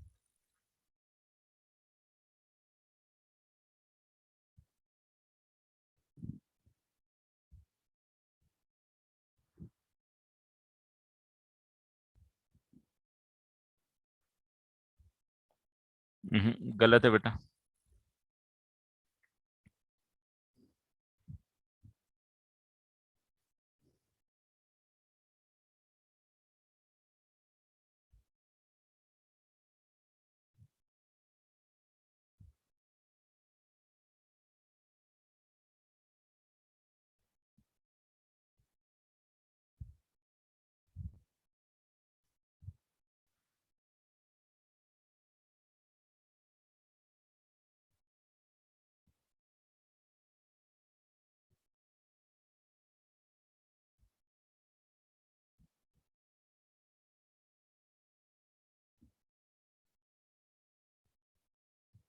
तन्वी सही है आपका आंसर।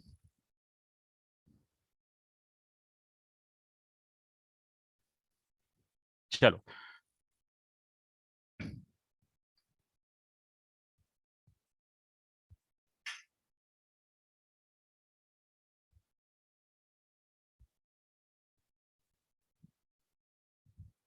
ये अपन ने कौन बना लिया?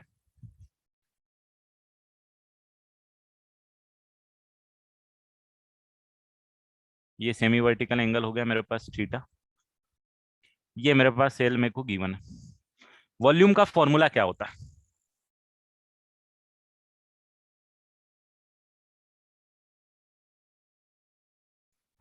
पाई आर स्क्वायर। अभी सही है नितिन, एकदम। तन्वी सही है। 1/3 पाई आर स्क्वायर एच होता है। आपको निकालना क्या है? थीटा निकालना है। ठीक है। अब आर और एच क्या होता है, तो आप देखोगे कि भाई ये जो है, ये वाली हाइट एच और ये है आर। तो आप ये बोल सकते हो ना भाई कि H sir L cos theta हो जाता है, और आर जो है ना वो एल साइन थीटा हो जाता है। क्योंकि वेरिएबल है, क्या है वेरिएबल है थीटा। इस बार आपके पास आपको थीटा की वैल्यू निकाल के देनी है भाई साहब। तो बस आप यहाँ पे ऐसा कर दो कि इसको पाई/3 लिख दो, आर को लिख दो L square sine square theta, और एच को लिख दो एल कॉस थीटा।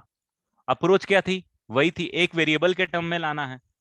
एक वेरिएबल के टर्म में आ गया, आप बोलोगे ये आ जाएगा सर पाई/3, एल क्यूब को बाहर ले लेते हैं, और यहाँ पे sign square theta into cos theta कर देते हैं। ये आ गया sir volume we. L constant है, थीटा वेरिएबल है, थीटा की वेरिएबल निकाल दो सर। बाकी सब तो कोई दिक्कत वाली बात ही नहीं है। डिफ्रेंशिएट कर दो, वी डैश कर दो, pi L square by pi L cube आएगा, एल क्यूब आएगा। पाई एल क्यूब बाई 3 कर दो सर। साइन थीटा का डिफ्रेंसिएशन होगा 2 साइन थीटा कॉस थीटा, और एक और कॉस थीटा ऑलरेडी प्रेजेंट है तो cos theta plus sine square theta will remain as it is, और कॉस थीटा का डिफ्रेंसिएशन हो जाएगा माइनस साइन थीटा। ये आ जाएगा। इसको इक्वल टू 0 से इक्वेट करूंगा तो आप थोड़ा सा ये समझना कि ये पाई एल स्क्वायर बाई 3 की तो कोई कोई कोई इज्जत ही नहीं है, क्योंकि ये कांस्टेंट है, तो 0 से डिवाइड मल्टीप्लाई होकर वही हो जाएगा। यहाँ पे आप देखोगे तो ये आ जाएगा 2 sine theta into cos square theta is equal to sine cube theta. ये आ जाएगा। तो आप इसको लिख सकते हो 2 cos square theta is equal to sine square theta.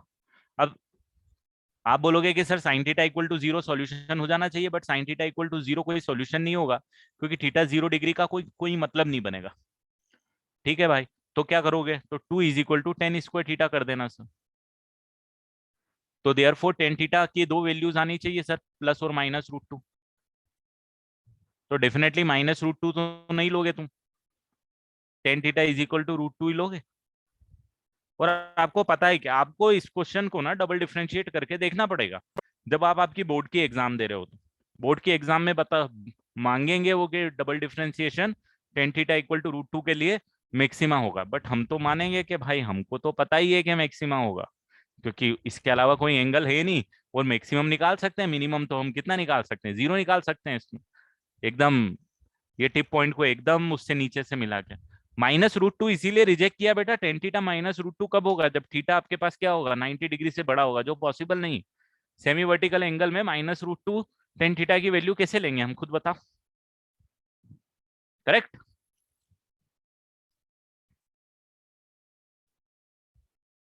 बोल बेटा।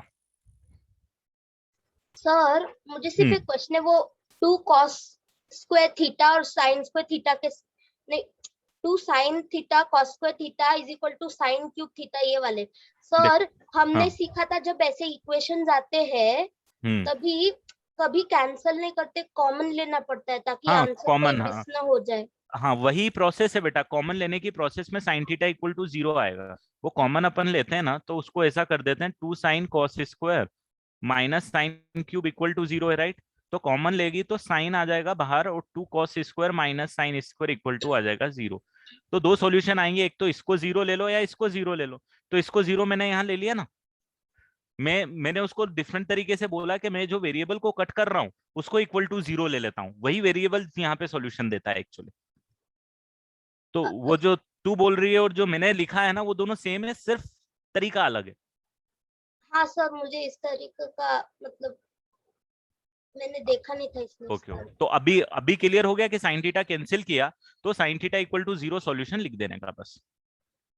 माइनस रूट टू क्यों निग्लेक्ट किया, ये समझ में आ गया बेटा? जिसने पूछा था मेरे से कि माइनस रूट टू क्यों निग्लेक्ट किया, क्योंकि tan theta minus root two will not going to make any sense. Tan theta equal to minus root two में एंगल कितना आएगा जरा बताओ मुझे। 90 डिग्री से बड़ा आना चाहिए, राइट? और 90 डिग्री से अगर सेमी वर्टिकल एंगल बड़ा हो गया तो वो कोन ही कहां बचेगा बेटा, राइट? उसको एक्यूट आना पड़ेगा, और एक्यूट आने के लिए टेन थीटा को पॉजिटिव ही होना पड़ेगा, नेगेटिव नहीं चलेगा। अभी क्लियर है?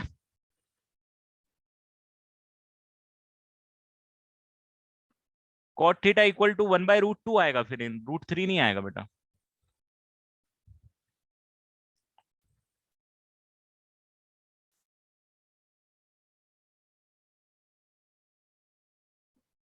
सो देयरफॉर आपका थीटा कितना आ जाएगा? आपका आंसर 10 इनवर्स ऑफ।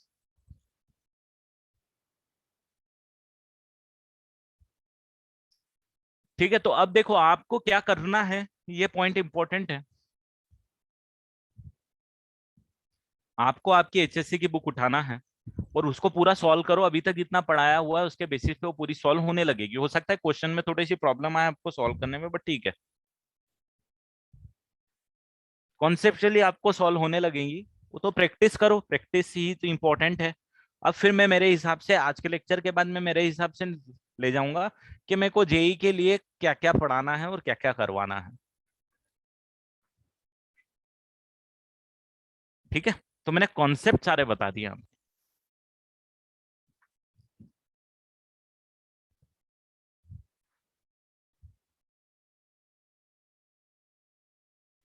अभी क्लास कितने लगेंगे डिफाइन नहीं किया, बट हाँ अभी तो लूंगा मैं क्लास, क्वेश्चन भी तो कराऊंगा। अभी क्वेश्चन तो चालू करें करवाना बस। इनवर्स √2 की वैल्यू नहीं पता, उसको हम बस ऐसा ही लिख देंगे, angle is 10 inverse √2, that's all. कुछ होगी 45 डिग्री से बड़ी होगी। 45 पे टेन थीटा 1 होता है ना, ये √2 है। और 60 डिग्री पे √3 होता है, तो 1 से √3 के बीच में, तो 45 से 60 डिग्री के बीच में आएगी। चैप्टर अवर नहीं हुआ बेटा, चैप्टर अवर नहीं हुआ है अभी तो। लगेंगे, बहुत लेक्चर लगेंगे, टेंशन मत ले, बहुत सारी चीजें बतानी है।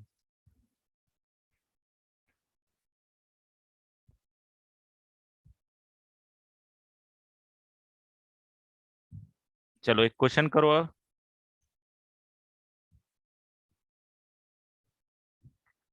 हाँ बोल बेटा प्रिया।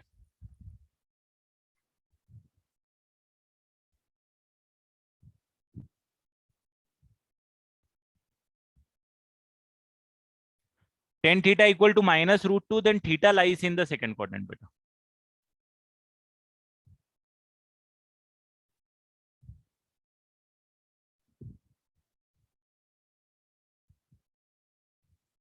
हाँ तो इसीलिए तो मैंने बोला आप प्रैक्टिस करने लग जाओ। आप आपकी तरफ से प्रैक्टिस में बिल्कुल चूक मत करो। सबसे पहले प्रैक्टिस के लिए आप आपकी एचएससी की बुक करो, ताकि आपका स्कूल भी कवर हो जाए, महाराष्ट्र सीईटी भी कवर हो जाए। उसके बाद में फिर जब तक ये कंप्लीट करोगे मैं आपको चैप्टर कंप्लीट करा दूंगा काफी कुछ, तो फिर बुकलेट भी करने बैठ जाना। तो आपकी जेई भी हो जाएगी, और आपकी बोर्ड भी हो जाएगी, और आपकी महाराष्ट्र सीईटी भी हो जाएगी, और आपको जो भी एग्जाम आप दोगे सारी हो जाएगी बेटा। ठीक है, find the volume of the largest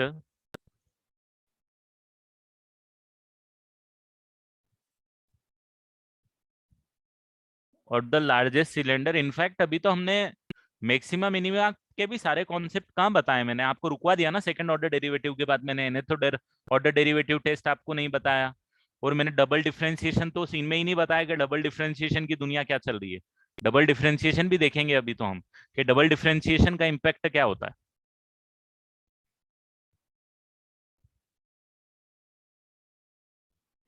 but ठीक है, इतना जितना मैंने करा दिया उससे 90% question you will be able to do of a decent competition exam, not tough, but of a decent competition exam. Volume of the largest cylinder that can be inscribed। ये ऐसे क्वेश्चंस बहुत सारे आपको मिल जाएंगे,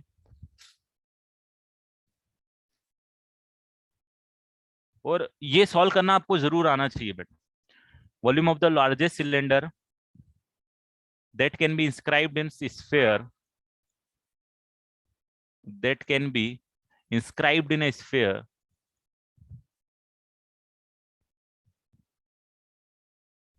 in a sphere,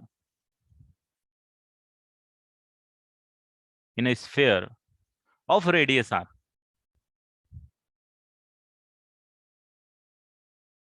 of radius are.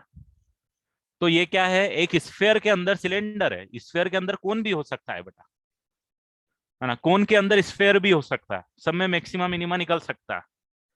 एक geometrical figure के अंदर, एक 3D फिगर के अंदर दूसरा 3D फिगर, और दूसरे 3D फिगर के मैक्सिमा मिनिमा की बातें करने की कोशिश कर रहा है। अप्रोच वही जो मैंने आपको बताई कि आप फंक्शन निकालो, किसको मिनिमम मैक्सिमम करना है आपको, फिर वेरिएबल को रिमूव करके एक ही वेरिएबल में उसको छोड़ दो बेटा।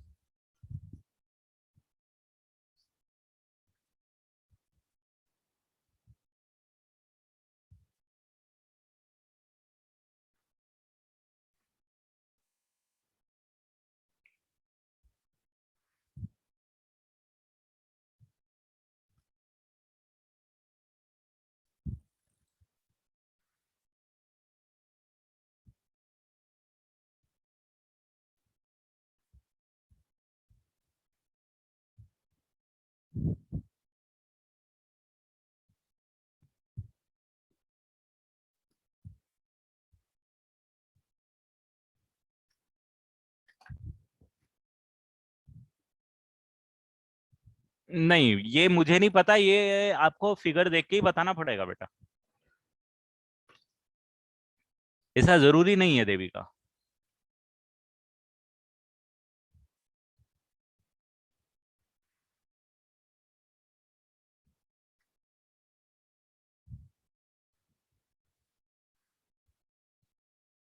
आपको डायग्राम बनाना पड़ेगा, एंड देन आपको जज करना पड़ेगा कि ये दुनिया काम कैसे कर रही है भाई, एक वेरिएबल में लेके आऊं तो कैसे लेके आऊं।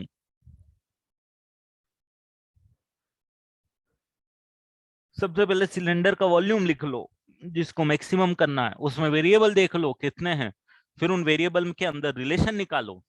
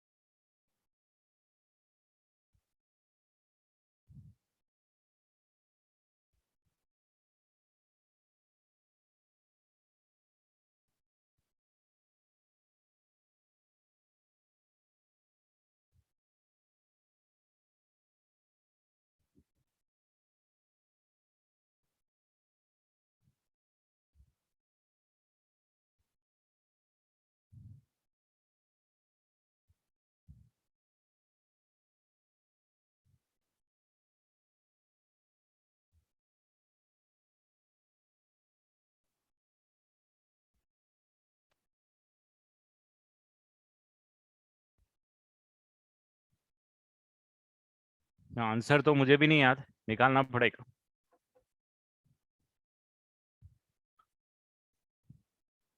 ये हो गया भाई साहब स्फीयर हमारा। पाइथागोरस थ्योरम लगेगी, बिल्कुल लगेगी, शायद लगनी चाहिए। ये हो गया हमारे पास जिस सिलेंडर की हम लोग बातें कर रहे हैं।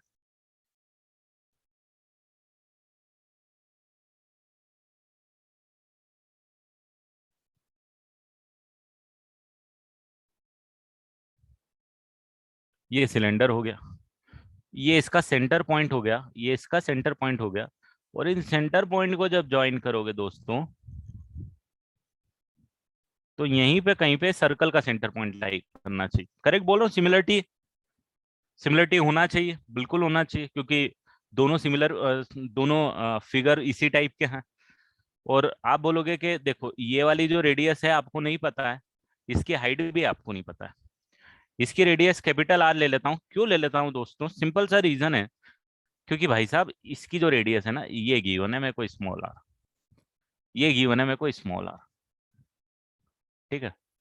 और अगर मैं इसको एच ले लेता हूँ, किसको, इसको ही एच ले लेता हूँ, इसको एच ले रहा हूं मैं, ध्यान देना, ये पूरी हाइट को एच नहीं ले रहा हूँ, सिर्फ इसको एच ले रहा हूँ, तो मेरा जो वॉल्यूम है ना, जो होता है pi capital R square into H, H की जगह मेरे पास 2h आएगा। अरे ये क्लियर है क्या 2h क्यों आएगा? क्योंकि भाई साहब यहां से लेके यहां तक की लेंथ 2h होगी, क्योंकि आधी लेंथ एच ली है ना। ये मैंने क्यों लिया है? ये मैंने इसीलिए लिया है दोस्तों। अरे यार ये क्या हो गया, हाँ, ये मैंने क्यों लिया है? क्योंकि मेरे पास जो ये वॉल्यूम का फंडा आया है, जो कि बोल रहा है 2 pi r square, 2 pi h r square ले लेना सर, ये जो आया है इसमें एक बहुत अच्छी सी रिलेशन मेरे पास निकल के आएगी। आप बोलोगे सर देखो, ये वाले ट्राइंगल के अंदर पाइथागोरस थ्योरम नजर आ रही है, 90 डिग्री बनेगा ये। अब ये आपको हेल्प कहाँ करेगा? तो आप बोलोगे सर देखो, h square plus capital R square is equal to small r square तो होना है कंपलसरी है, इसमें कोई कुछ कर नहीं सकता। तो कैपिटल आर स्क्वायर की value small r square minus h square हो जाएगी सर। वो इस में फंक्शन बनाने के काम में आ जाएगी आपको।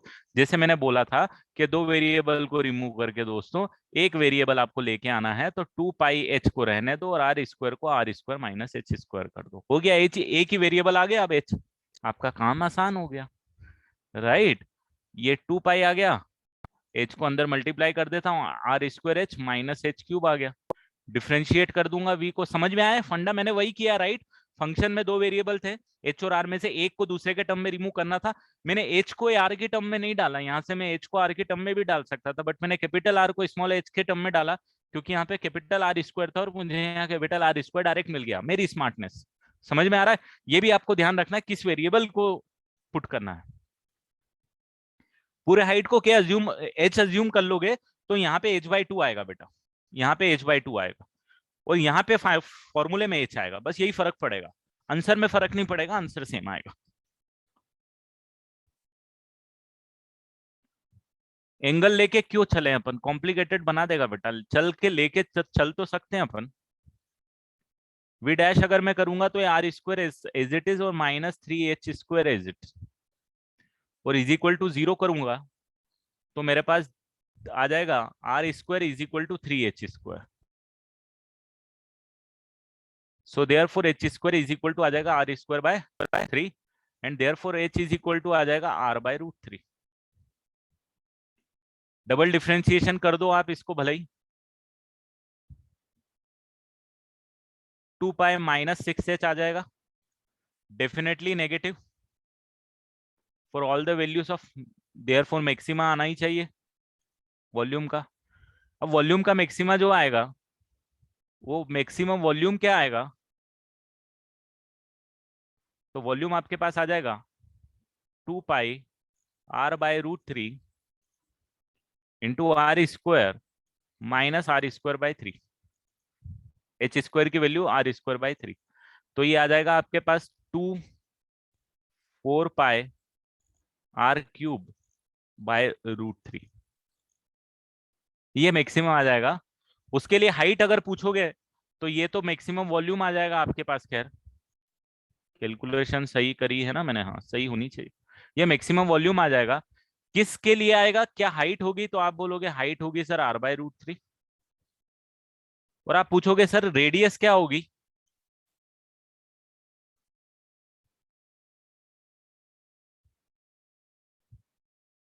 अरे 3 भी आएगा, करेक्ट, मैं भूल गया, एकदम सही, ये 3 भी आएगा।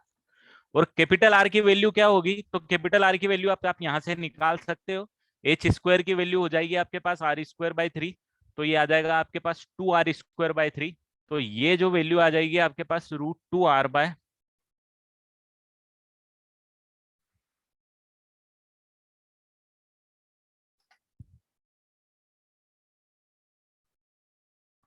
ये मैक्सिमम वॉल्यूम के लिए रेडियस क्या होनी चाहिए सिलेंडर की? तो ये होनी चाहिए। और हाइट क्या होनी चाहिए? ये होनी चाहिए। और वॉल्यूम क्या होगा? ये होगा। तो सारी चीजें आप निकाल सकते हो बेटा।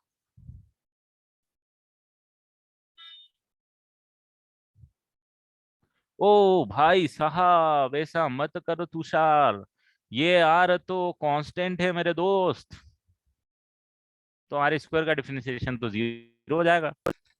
ठीक है, ये तो गिवन है, जो गिवन है वो कांस्टेंट है।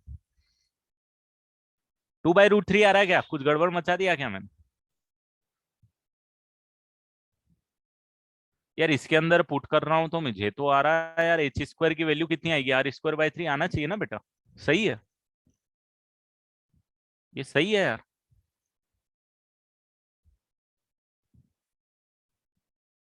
यही तो मैंने आपको बताया, मेरी प्रोसेस में बताने का रीजन ही यही था। देखो ये एक बार और मैं रिपीट कर रहा हूँ, है ना, ये वेरिएबल है, इसके अंदर इसको मैक्सिमम मिनिमम करना है आपको।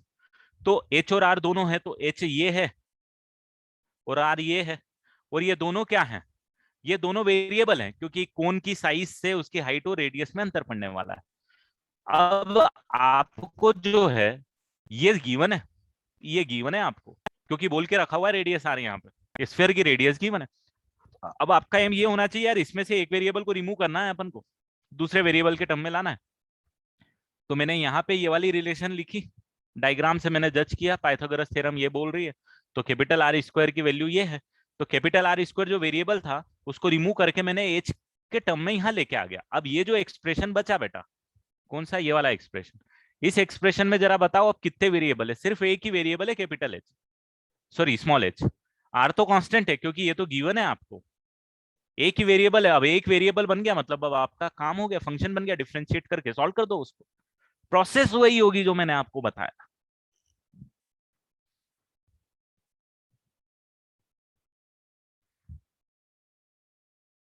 मैंने चेक किया ना बेटा, बिल्कुल मैक्सिमा मिनिमा चेक किया ना यहाँ पे। देखो मैंने डबल डिफरेंशिएट किया है इसको, यहाँ पे इसको डबल डिफरेंशिएट किया और इसको बोला ये नेगेटिव आएगा, एच की वैल्यू कुछ भी ले लूं मैं,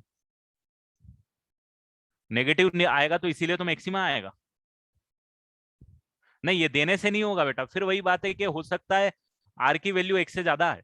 इनफैक्ट एच की वैल्यू यहाँ प्लस और -2 आएगी, मैंने माइनस ली नहीं क्योंकि हाइट नेगेटिव नहीं होता है। बाकी आपको निकालना पड़ेगा ये चीज, है ना, तो ये मत सोचना कि नहीं निकालना पड़ेगा, अपन को निकालना पड़ेगा। बोल बेटा।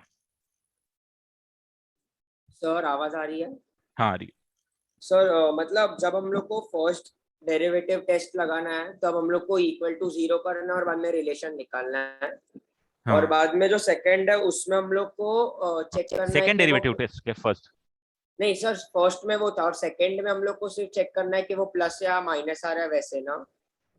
राइट, आपको बस ये चेक करना है कि विडेश की वैल्यू जिस जिस वेरिएबल के लिए 0 आ रही, मान लो किसके लिए 0 आ रही, तो h equal to h is equal to R/√3 के लिए 0 आ रहा है, राइट।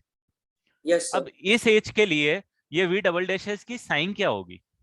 क्या पॉजिटिव होगी, नेगेटिव होगी? अगर नेगेटिव होगी तो मैक्सिमा आएगा इसी एच के लिए, ओके सर।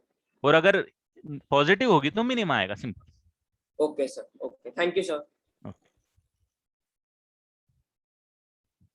तो बहुत कंपलसरी है बेटा, अब आपको जो 2-4 दिन मिल रहे हैं इस वीकेंड पे पूरा एओडी कंप्लीट कर दो अपनी बुक का, तो आप ना बहुत कॉन्फिडेंट हो जाओगे। और कॉन्फिडेंस इस स्टेज पे बहुत इंपॉर्टेंट है लाना, कि नहीं ठीक है हमारी प्रिपरेशन जैसी भी अभी तक चली है, बट हम बोर्ड को भी ध्यान दे रहे हैं, हम महाराष्ट्र सीडी को भी ध्यान दे रहे हैं, और अब हम जेई मेंस को भी ध्यान देंगे। तो वो क्लियरिटी आपके दिमाग में होनी बहुत जरूरी है। ये शुरू में हमको समझ में नहीं आता 6-8-10 महीने, और दिक्कत हो जाती है हमारे साथ। क्या बड़ी बड़ी बातें करते हैं अपन, स्टार्टिंग में आते हैं कि हम तो निकाल ही लेंगे, हम क्या है, हमसे नहीं निकलेगी तो फिर जेई किससे निकलेगी? फिर बाद में 6-8-10 महीने बाद पता चलती है अरे दुनिया अलग चल रही है, जब तक टाइम निकल चुका होता है। तो अब वापिस से वो टाइम आया है, कर सकते हो, करो। चलो on this note I will and the lecture. अब आगे से मैं मेरे तरीके से चलूंगा, क्वेश्चंस कराऊंगा।